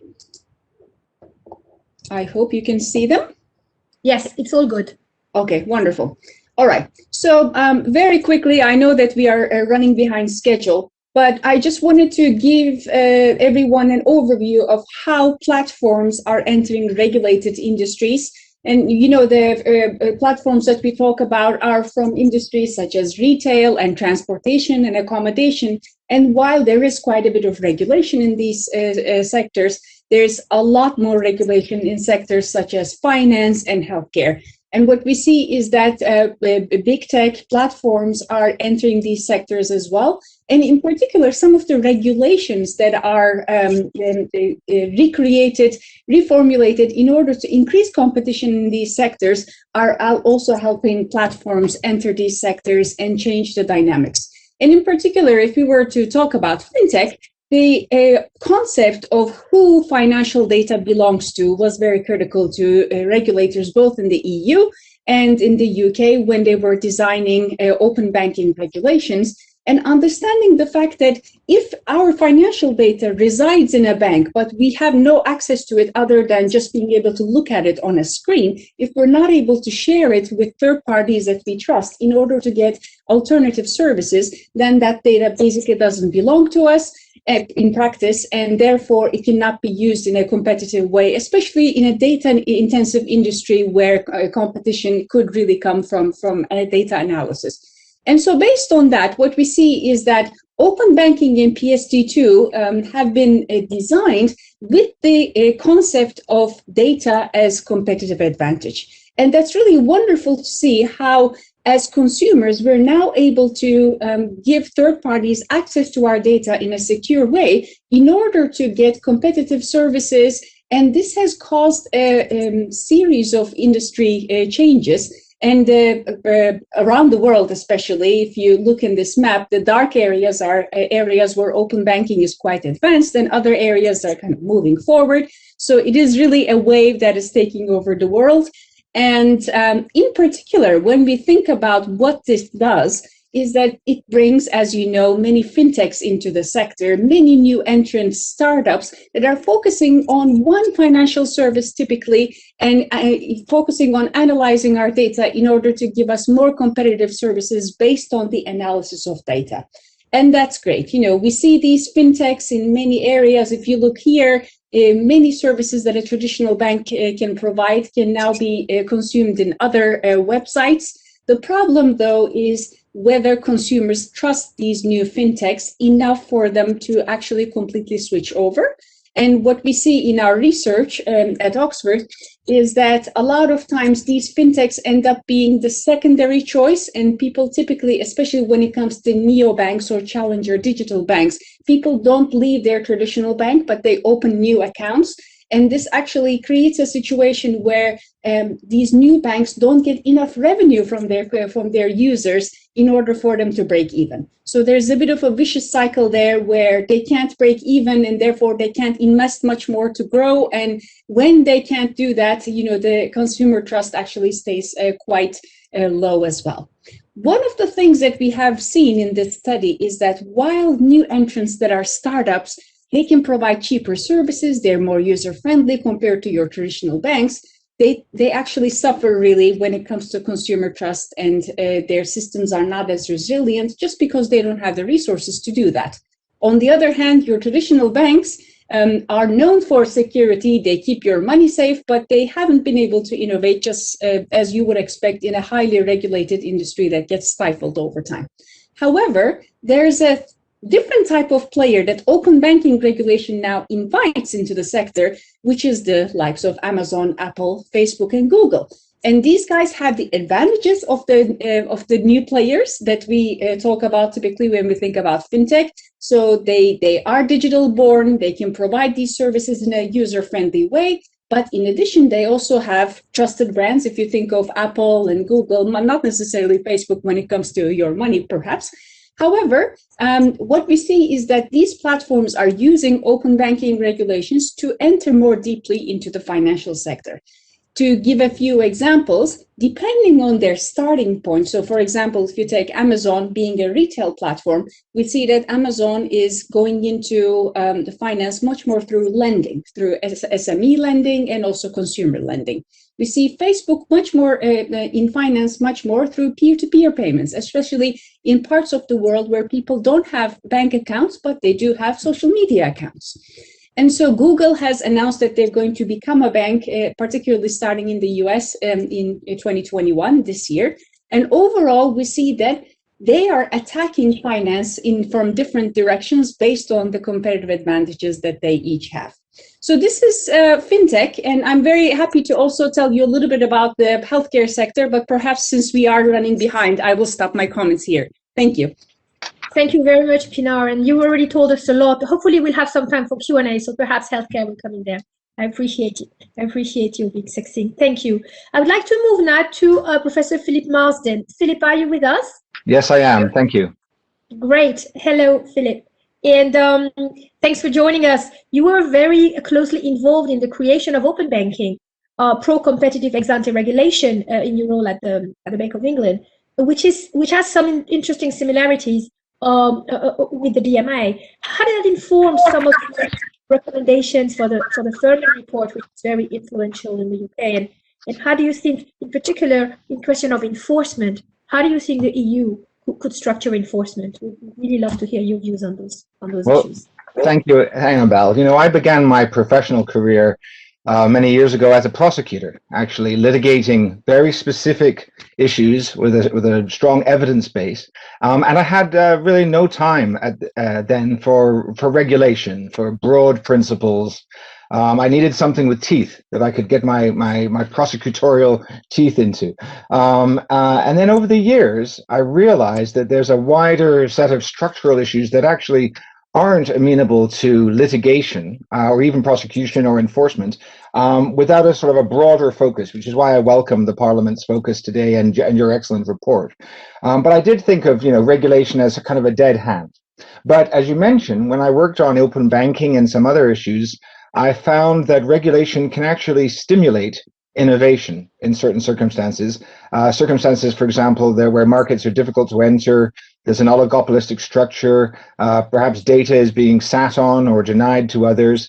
And when we've seen this kind of thing happen in other platform markets, there's usually a clamor, a political clamor to break up these kinds of platforms that are sitting on these sort of data sets or other details. And Pinar has nicely explained what we were doing in the open banking investigation. There we had a lot of political demands to break up platforms. These happen to be financial platforms, banks.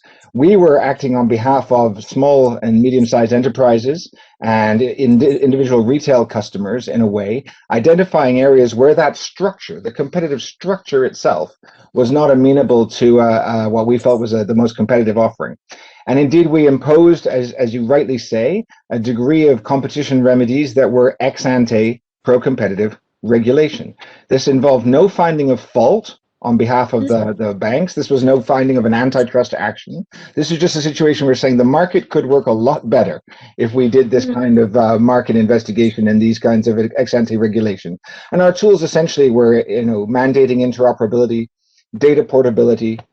We therefore saw a range of innovation There's 3 million customers in the UK using open banking now, over 300 new offerings. And what I want to emphasize right now is this created a degree of economic diversity and employment, I would say, in a range of small businesses through fintech entry.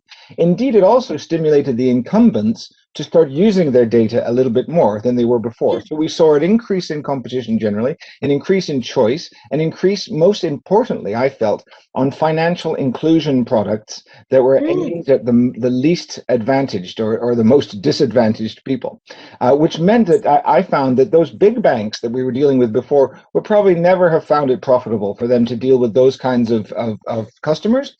And yet the fintechs found it possible to do that. And therefore, we were able to raise certain standards of society generally just through this intervention. I'm not going to overpromise anything. I'm not going to say that it's the most wildly competitive market, but we were able to make a difference on the margin.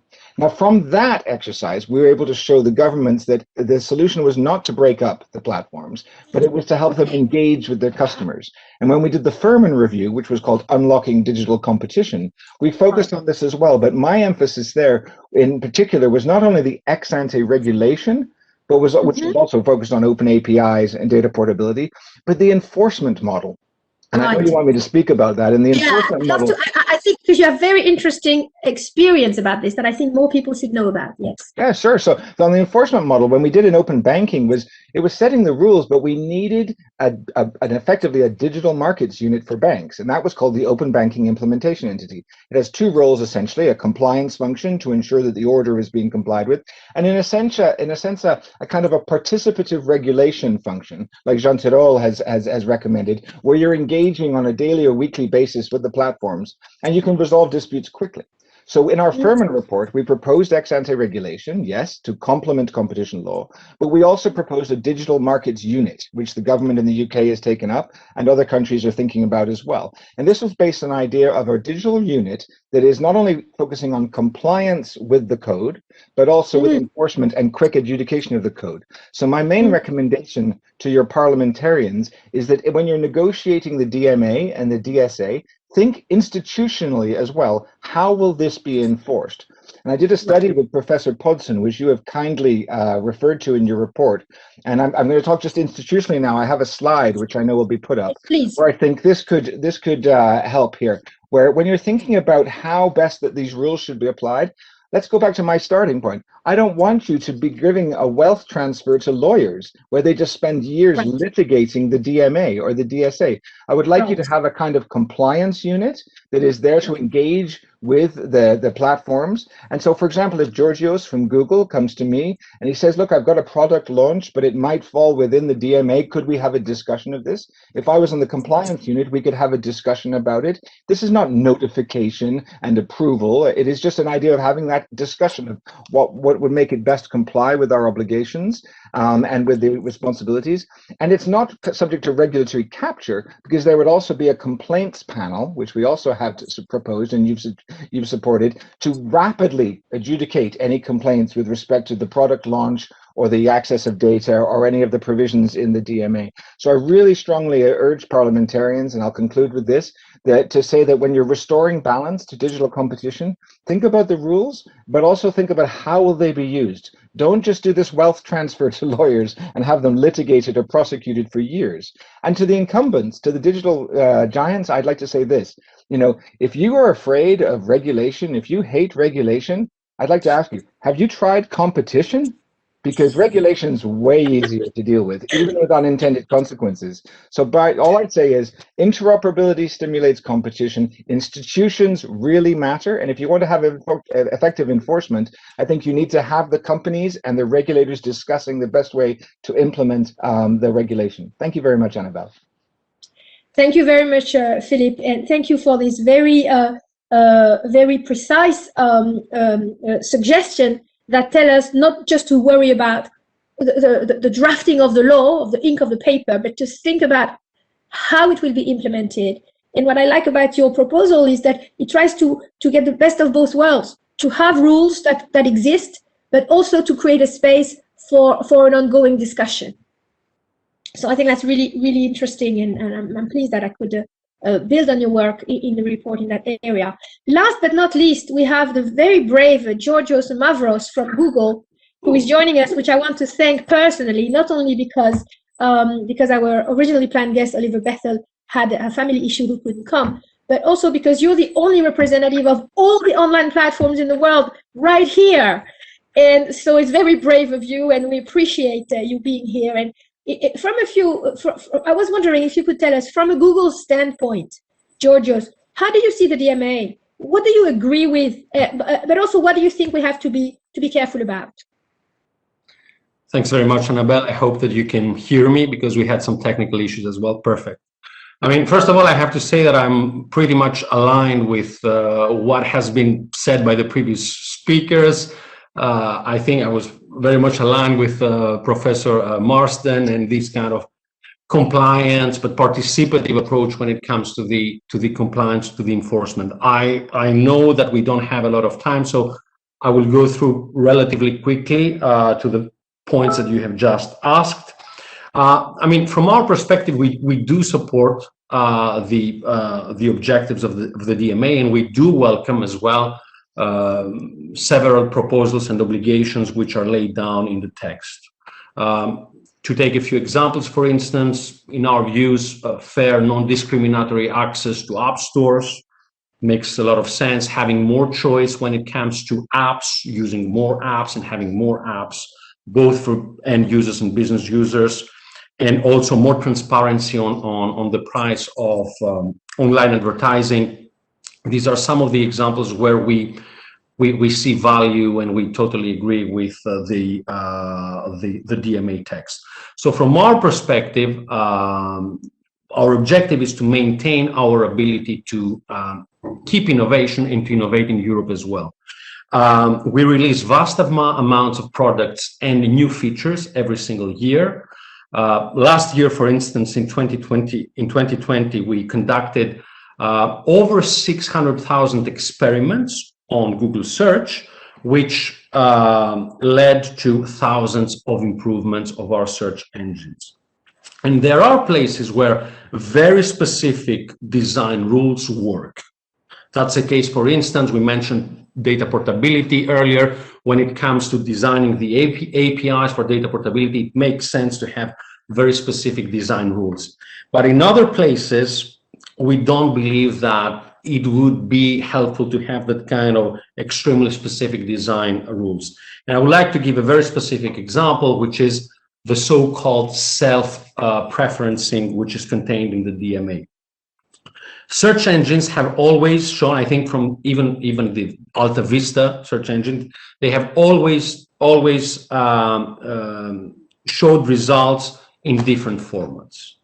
Using different formats and different algorithms for different search queries makes sense, not only for users, but also for businesses alike. Just to give you some examples so that everybody understands what we mean about that. So when a student enters a query for the President of the European Commission, it makes sense to show what we call a knowledge panel, where you do have all the information, you do have a pop-up window with all the information around Mrs. von der Leyen. When I look for the closest restaurant or coffee shop, for example, it is more useful to me to get the information on a map and then also have the directions to reach this local business. And when we do have a job seeker, because this is something that was mentioned earlier, this question around jobs and job creation, so on and so forth. So when we do have a job seeker who is looking for new opportunities, then it makes sense for us to provide the relevant information from recruitment sites in a format which is useful for this person. So presenting information in the most, let's say, appropriate format for users is not, in our view, a form of self-preferencing, or being in a situation where you do have a scrolling list of maps with unverified pings is not necessarily useful to businesses. And therefore, we would like to have the ability within the DMA framework and within the way that these obligations are construed, we have the ability to demonstrate that our features are beneficial to not only Google, but also retailers, restaurants, bars, and so on and so forth. So companies that have been affected very much by this COVID crisis. Very briefly, I would like to touch upon our second, let's say, perspective and objective, which is for us to be in a position to understand the rules so that we are able to apply them. In some instances, the DMA rules will be clear and easily implementable. For example, it is relatively clear to understand what the most favored nation clause means, or when we do have a specific obligation of the DMA, which tells us not to prevent businesses from raising concerns with regulators.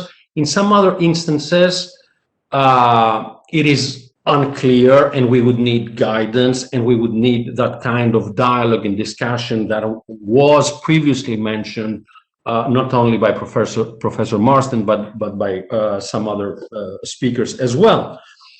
To give some more specific examples, right? We do have some specific obligations on interoperability. So what is the definition? What level of interoperability? And when it comes to sharing data with business users in real time and in a continuous way, right? How do we implement that, in bearing obviously in mind that we're talking about thousands of business users of different sizes and different economic sectors? So these questions will probably and hopefully be addressed during a potential regulatory dialogue that we will have with the regulator, which seems to be the European Commission, at least at this stage of the text of the proposal. Thank you very much, Georgios, for these helpful remarks. And it's good to see that, if I'm hearing you well, you're happy with the general direction where this is going, but you want to make sure that the implementation and the enforcement takes into account the technology and the complexity, and reinforcing Professor Marsden's point about of enforcement. I would like now, because we only have 8 minutes left before the end of the event, I would like to pass back to Mrs. Kaili. Mrs. Kaili, are you there? Of course, I'm here. I'm really listening to all of you. I just said that because I couldn't see your image. You very kindly said you would like to lead the Q&A part of the session, and we only have a few minutes left, but I thought perhaps you could lead this part onward. Thank you. Thank you, Annabelle. Actually, thank you, Professor. So actually, we have a few more minutes if you are available to stay. So I would like to thank you all for all the keynote speakers and expert panel speakers for bringing forward such interesting points and sharing your thoughts. So I have already taken many notes and questions. But let me, before I move to the questions, to thank STOA Secretariat, because actually, they organized this multi-expert panel event in a professional manner, and they brought together all major stakeholders in one single event, and Michalis Kritikos, who was responsible for this study. So I would expect for them to send me some questions, but if I may, I will start with our commissioner, because he heard all of you, and I know he's trying to have a win-win result here. So to be able to balance, actually, to have also an open environment for innovation, but at the same time to ensure protection of workers. So I would like to ask him if he thinks that we are leading properly the way ahead, and if it's possible that the DSA and DMA are sufficient to actually address these challenges. And if I may, just from my experience, the last 6-7 years, when we were talking about the platforms and some people didn't even know exactly what we were talking about, I remember an event where a colleague said, why don't we just ban Uber and get over with it because they don't follow the rules? And I was thinking, that's a very easy way to go, but then you have no innovation, because innovation is thinking outside the box. And we have to be there to very fast adjust the rules and make sure we will have also the new value opportunity, the new jobs, and also we have protection. So, Mr. Schmit, how do you see things moving forward with our ongoing legislation? Well, I think that first, Europe has a very important role in this. On one hand, to promote innovation, as you have described, I think what is technologically possible will happen and will come. So it is absolutely a necessity to find the right frameworks, the right norms, on one hand, to make it possible, but also to shape the environment in which it becomes possible. And we should not be the slaves of technology. We should use technology. So I think here the regulatory approach is very important. And I think Europe can have a very prominent role here, because this is needed everywhere. And we see now that in the US, the reflections are quite similar, and in other places too. So here I'm quite confident that the work done also on the basis of the MA and the SA are going in the right direction. The only point I see is the speed of all that, because technology is going very fast. The business models are changing very rapidly. We have heard from Google how active they are, and this is it's a real race between, on one hand, how we organize, on the other hand, how technology goes. So this is the first point. The second one is also about more about the social issues. We should not lose sight of the social issues. It's not just about working rights or working conditions. It's about broader issues. It's about the society as a whole. It's about democracy. It's about citizenship. So this is something extremely important. And I think here we have to make sure that technology is not undermining that. And we have to work with the promoters. We have to work with the platforms. We have to work with the companies, and we have to find the right approaches. And at the end, I believe it might be in the interest of everybody, because the solution is not, well, we will just prohibit and we will ban this or that way. This is not the solution. We have to work with these stakeholders, all the stakeholders, to find the right frameworks and the right solutions.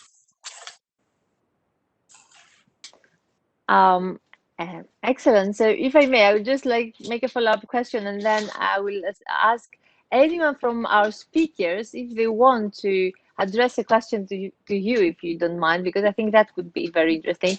So I understand one of the main issues is the reclassification, and I understand there are problems we have to address there.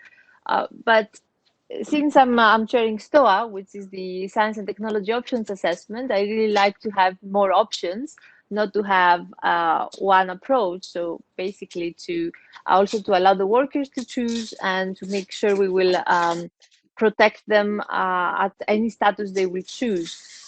So I see that you want to have flexibility and protection, and you want to have these options, but at the same time, everybody's afraid that there could be created gray zones instead of like new boxes. I like to see new boxes and smart regulation, but at the same time, this could be gray zone. So where do you think we will find the right balance there? Because also to achieve this fairness cross-border, it's not very easy. We don't really have one single market yet, so we have to remove all the barriers and the differences of the national systems. Do you think we can achieve that anytime soon? Well, first, I think if you want really to have a digital market, we have to have a level playing field. We have to have the playing field. We have to have more or less the same rules everywhere in Europe. And we see that even across, not only inside Europe, but even at a more global scale. The second one, I think that on this reclassification issue, what is important for me first is that people working in the digital economy, broadly speaking, they should not be denied the rights which exist and which belong to our fundamental rights, labor rights and social rights. So there cannot be some kind of economy beside the economy, because what would happen? It would happen that finally, if this is much more advantageous in terms of cost, well, people will choose the most advantageous model, and we will transform the more classical economy into something where social rights are really weakened. And this is not what at least I am striving for, and I think Europeans do not want it, and even other parts of the world do not want it. So this is an important aspect. And I like very much the observation about competition and regulation. And we should not, I like lawyers, I have nothing against lawyers, but we should not create something which at the end makes the luck for all the lawyers, because they will have long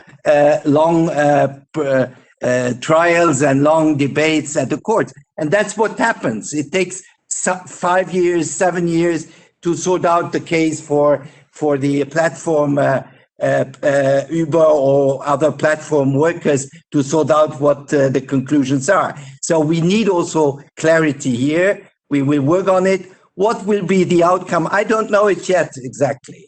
I have some ideas, but I do not know. I cannot give today a very simple answer to a complex question. But we are in the process, and thanks also to debates like the one you have organized. It helps us to sort out these problems. Thank you.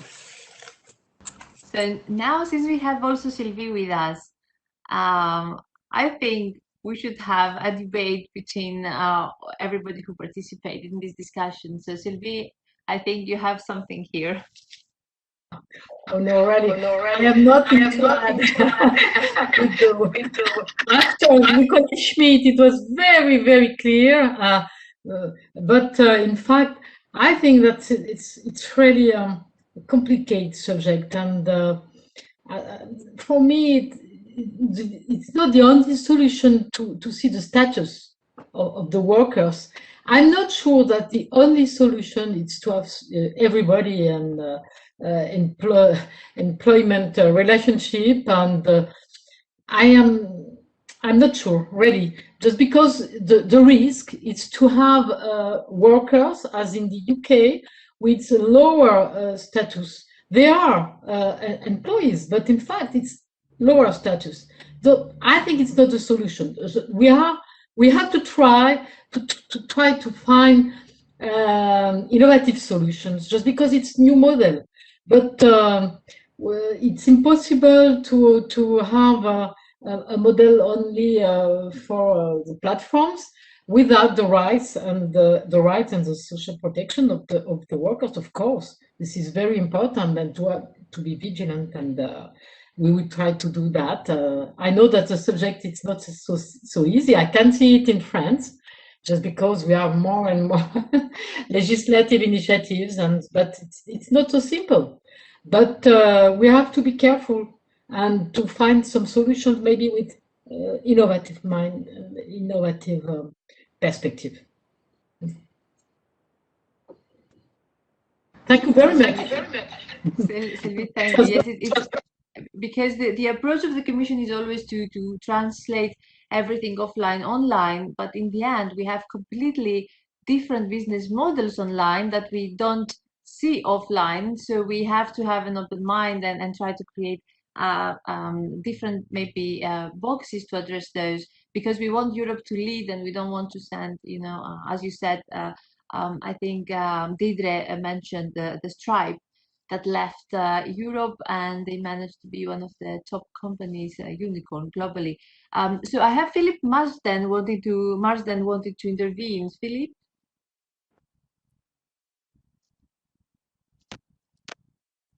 If you would unmute. Philip, we cannot hear you. First, sorry. Unmute, thank you. This workshop been Yes. great. So what did we learn? Don't litigate. Please debate. We're going to regulate. How do we do that? Participate. collaborate, remedies, we'll iterate, we'll interoperate, innovate, then we can celebrate, and we'll all be great. We have a poet among us, Philip. That was very interesting. Thank you so much. How long did this take you, Philip? Everything all together and make very interesting points.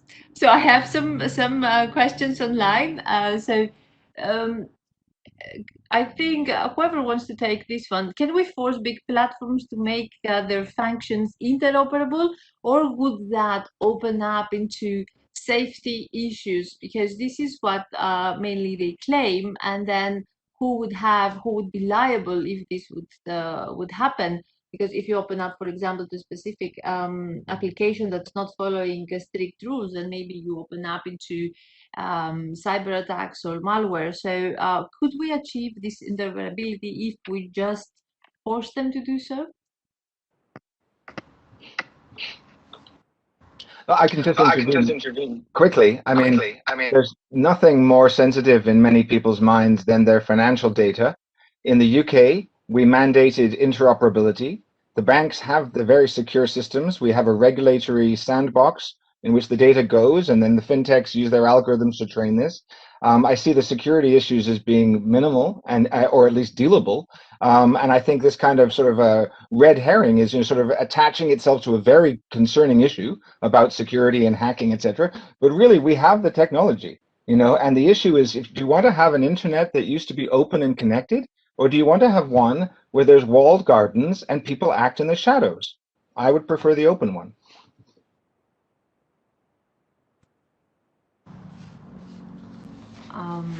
I agree, and I still think we have to make sure that they can achieve this safety. So I have another question. Just give me a second to read that. Yes, so the proposal, indeed, I wanted to ask this one. Gatekeepers, they are required to inform for mergers and acquisitions, but not exactly more to that. So do you believe that this would have issues with the ex-ante approach, or like how mergers should be avoided? I think maybe our commissioner would take this question, because just to inform, is it enough? Well, I think this is a difficult one for me now. Probably it's first a first step to do that, but certainly the mergers, the acquisitions which take place, and we have seen that the big players are absorbing all the innovators coming on the market. So is that the right way? They have the money to do so.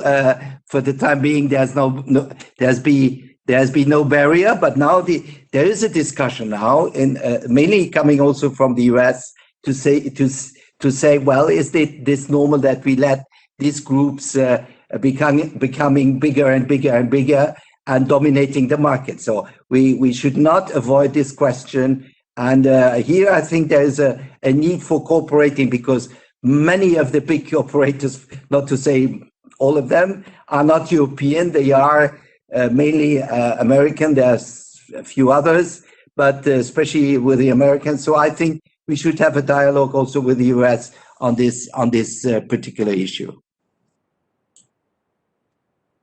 That's true. Actually, some smaller companies in the Startup Alliance told me, don't stop that, because some of them, they would actually like to be able to be acquired by bigger ones. So this is very difficult to balance. If I may also to point out a problem that I see, and I don't know if my colleagues could take that. We don't have enough options. We have options for location, to have it off while using the application, on while using the application, or off. But the same doesn't go for the microphones or the cameras. So you don't have this option. And now that we discuss on the platforms, we might receive targeted advertisements that would say that would respond to our discussion, and it's because we have our mics constantly on. So there are issues with our privacy being violated, and I think also with data that they are not needed. I mean, too much data are being generated by all of us that I don't think the big platforms need them to achieve innovative solutions furthermore. So do you think we can find a way to achieve privacy and safety without compromising also for workers? Because one of the things that we see in China is that ranking goes not just for workers, but also for citizens. They are being excluded. We have recently had to decide about this green passport during the pandemic. But as we see more and more, based on our data, we could have access to services or not. So do you think we can achieve and strike this gold balance also inside Europe? Because also different member states have different approaches for facial recognition and gait recognition. So do you think we will manage to achieve that, at least in the next couple of years? It's for me. Well, I think we have a big interest to strike this balance, because this goes, as I said already, into the heart of our open and democratic societies. And if we are in a society where everything is controlled, we know that these societies exist already now. And I do not want to live in such a society. So I think this is a fundamental issue. And here we have tried to bring solutions with the Gdpr, which is limited and or too limited yet. We have to extend that. And I think there is a need, an absolute need for striking the right balance here, because I think privacy is an extremely important good. We cannot just put it for free and under the control of anybody. So I think this is an issue we have to really address. If I may, I want to involve all the panelists here. So I would like maybe ask something and then see if you could have also some final remarks slowly. So I will give you a chance for all to make some comments. Do you think we could also prohibit the big online platforms from combining behavioral data that are collected from third parties, even anonymized, but in the end they can actually lead to a specific person? So and we have offerings in their search results and pre-installing own applications on manufactured devices to do so.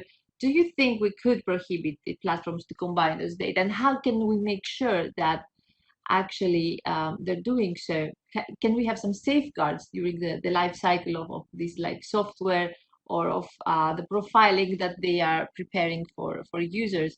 But also other comments or questions that you might have to ask. And I would start with Georgios Mavros, that he's, as we said, the brave one to be here. George, thank you. Yeah, thanks, Eva. So the question is about the data one, or can I just touch upon very briefly on the acquisitions point that was mentioned earlier?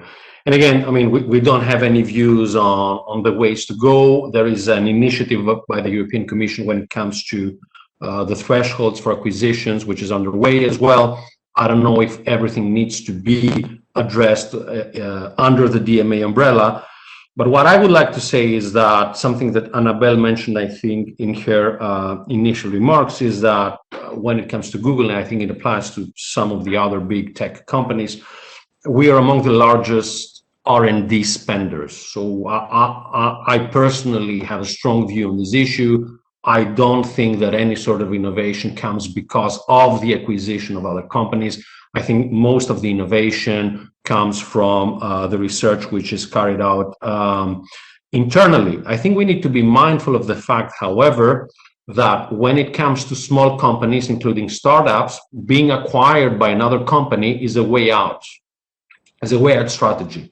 So not everybody wants to be or to become the next Zuckerberg, right? So most people actually want to, or many people actually want to, build up something, sell it, and potentially start over again with another business plan. So if your exit strategy is not an IPO, then you should have the possibility of being acquired by a bigger company on the table. If we take out or we limit this opportunity, this might have some knock-on effects on entrepreneurship.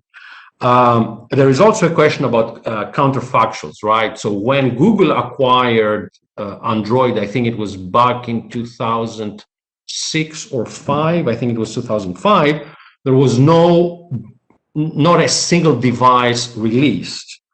So thanks to our support, we have enabled, I think, over 1,300 manufacturers to release around 25,000 devices, which actually supported the app economy overall. And last but not least point around this is that it is not a one-side road here. So we only see the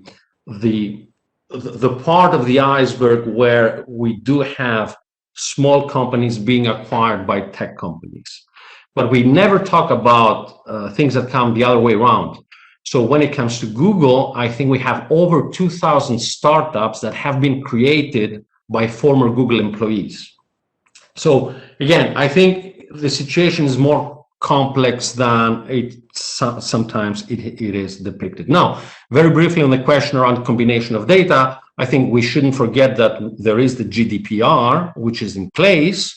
Under the GDPR, and I think it's Article 6, in order to actually process data, it needs to be done in a legal and lawful way. So any single company that has to access, process, or store data needs to comply with the GDPR.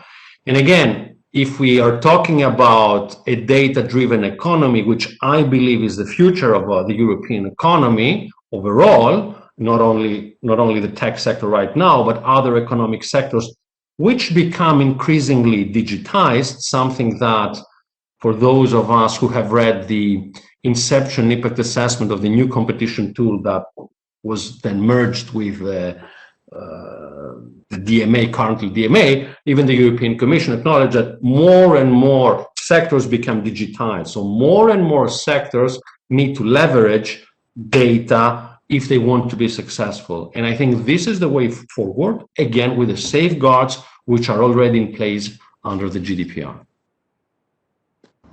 May I ask a question? Yeah, I was just making a comment that we were expecting also the GDPR for non-sensitive data, because also metadata, they can carry a lot of information, and maybe we should focus a bit more on the killer acquisitions instead of generally acquisitions. Annabelle, yes, I would give you the floor to conclude, but I wanted to ask a couple of more of our speakers first. But yes, you go now. Okay, I just wanted to build on what Georgios said, because, and I think I don't just speak for myself, I think that the big platforms are facing a huge trust problem right now. There's a big trust deficit. And I think that one of the issues that I see, and we're doing some work with Professor Pinaros-Khan on this, is you just mentioned that a number of sectors are being digitized, for example, health, other sectors like education. And I wonder if I could have your thought on the following. There was a reason why some of these sectors were regulated and in some periods even nationalized. It was perhaps the prevailing logic of these sectors was to provide access in a public way to citizens and protect, obviously, the privacy of their data. But there was a collective good, if you wish, prevailing logic. And of course, digitization brings an efficiency logic to that. And of course, I hear your message about these sectors need to be digitized. But I wonder, if the organization and the governance of these sectors become driven by private data companies, how can you, not you, Georgios, but how can big tech take on that mantle? Is it their role to protect the data of the country's citizens about their health, about their education, especially in the context of this huge trust deficit This is an open question that I have. I don't mean to put you on the spot, but you accepted to come to the panel, so it's fair game. Well, thanks, Annabelle, for the easy question that you have raised. I mean, again, I just point to the fact that, I mean, today we're discussing, broadly speaking, about the DMA and the DSA, but we do have at the same time another initiative underway by the European Commission, which is called the Data Act. It is a strategy. It has, if I am not personally involved, but I do know that it has several components, and we do have the Digital Governance Act, which has already been released by the European Commission. I think the objective of the European institutions are actually to streamline and actually to nudge and support that kind of digitization by creating pools of data either in specific sectors or also horizontal. So it's not a call, let's say, from a private company for a more digitized approach.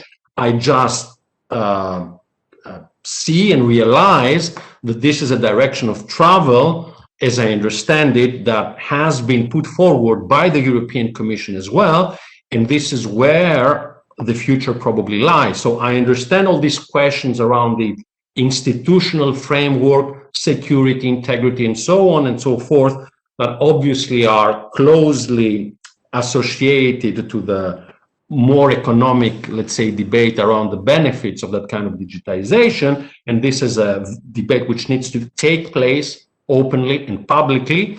However, the direction of travel is already here. So thank you, George, for taking the question. I would give the floor to Pinar Oscan, because I think your reflections now would be very interesting. Thank you, and I think I absolutely agree that you know, there is a bit of a interesting tension that we face as a society, where the more data can be aggregated, the better it can be for the purposes, for example, of healthcare research, where if doctors can understand not just the things that they can measure from us, but also our lifestyle and our fitness levels, and there's so much more they can do and what we can do about our health, and therefore live longer. But at the same time, obviously, those who can provide these services are the platforms, because they are the ones who have gathered cross-sector data. And this provides an interesting tension for us, and particularly for regulators, because on the one hand, we want to save lives and we want to make sure that healthcare costs go down. But at the same time, we need to make sure that privacy is protected, and that that citizens, patients don't feel that they are being profiled. So it's a very fine line, but I just want to maybe speak in favor of platforms here in terms of their potential for saving lives and improving healthcare overall.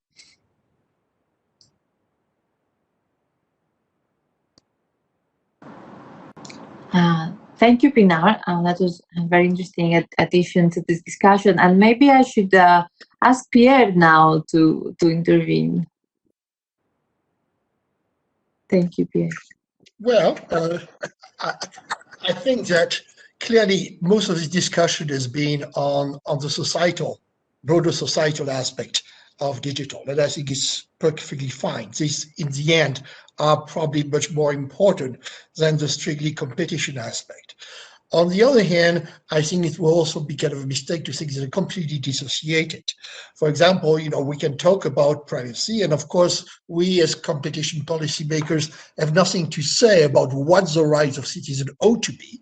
But once they are defined, we definitely have to take into account whether the conduct or transactions like mergers are likely to lead to a deterioration of the level of privacy enjoyed by the citizens. Think of this as deterioration of quality, even directly, because, you know, the like acquisition can decrease incentive to innovate, acquisitions and increased market power can decrease the incentive to improve quality, in this case privacy. But also, as we've already done in one case, look at the fact that sometimes mergers make just the implementation, the enforcement of privacy policy harder. And I don't think that this is something that we should consider as completely outside of the remit of competition policy.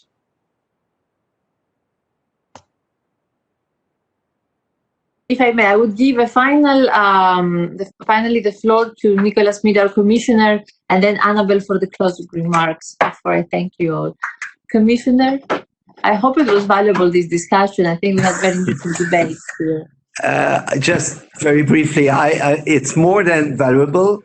First, for the content, which was really, really great and inspiring, but also the way you handled this meeting. I think it was a real exchange between people who really are extremely qualified on these important matters. So really, I thank you, and I think it's useful to replicate this kind of exchange on a matter which is in progress, and especially also, as I said at the beginning, this commission is very dedicated to promote the digital development, but at the same time, we want also to keep this digital development in a certain framework, respecting our values, respecting our basic fundamental principles. So thank you very much, Eva, for having organized and monitored so well this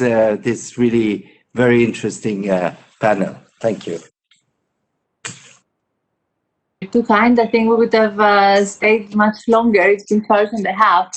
And I haven't seen Deirdre or Ludovic, so I would give the floor to Annabelle and thank her for her excellent study. And also, as I said, STOA Secretariat and Michalis Kritikos today. And all of you for your excellent remarks. I think it has been valuable, and I think it will contribute already in our legislative work. So, Annabelle, the floor is yours. Mrs. Kaili, I just want to echo Commissioner Schmidt's grateful thanks for your initiative, which propelled this study, and for hosting this event. I understand there were almost 200 participants, and I would also like to thank, as you have, Mr. Michalis Kritikos, who has been critical to help the organization and the whole handling of the event. And I very much hope that there will be more opportunities to collaborate across different parts of societies, and that experts and civil society representatives can work together, because this is a very important issue of the future of digital society. And I am very encouraged by this event, and I want to thank everybody.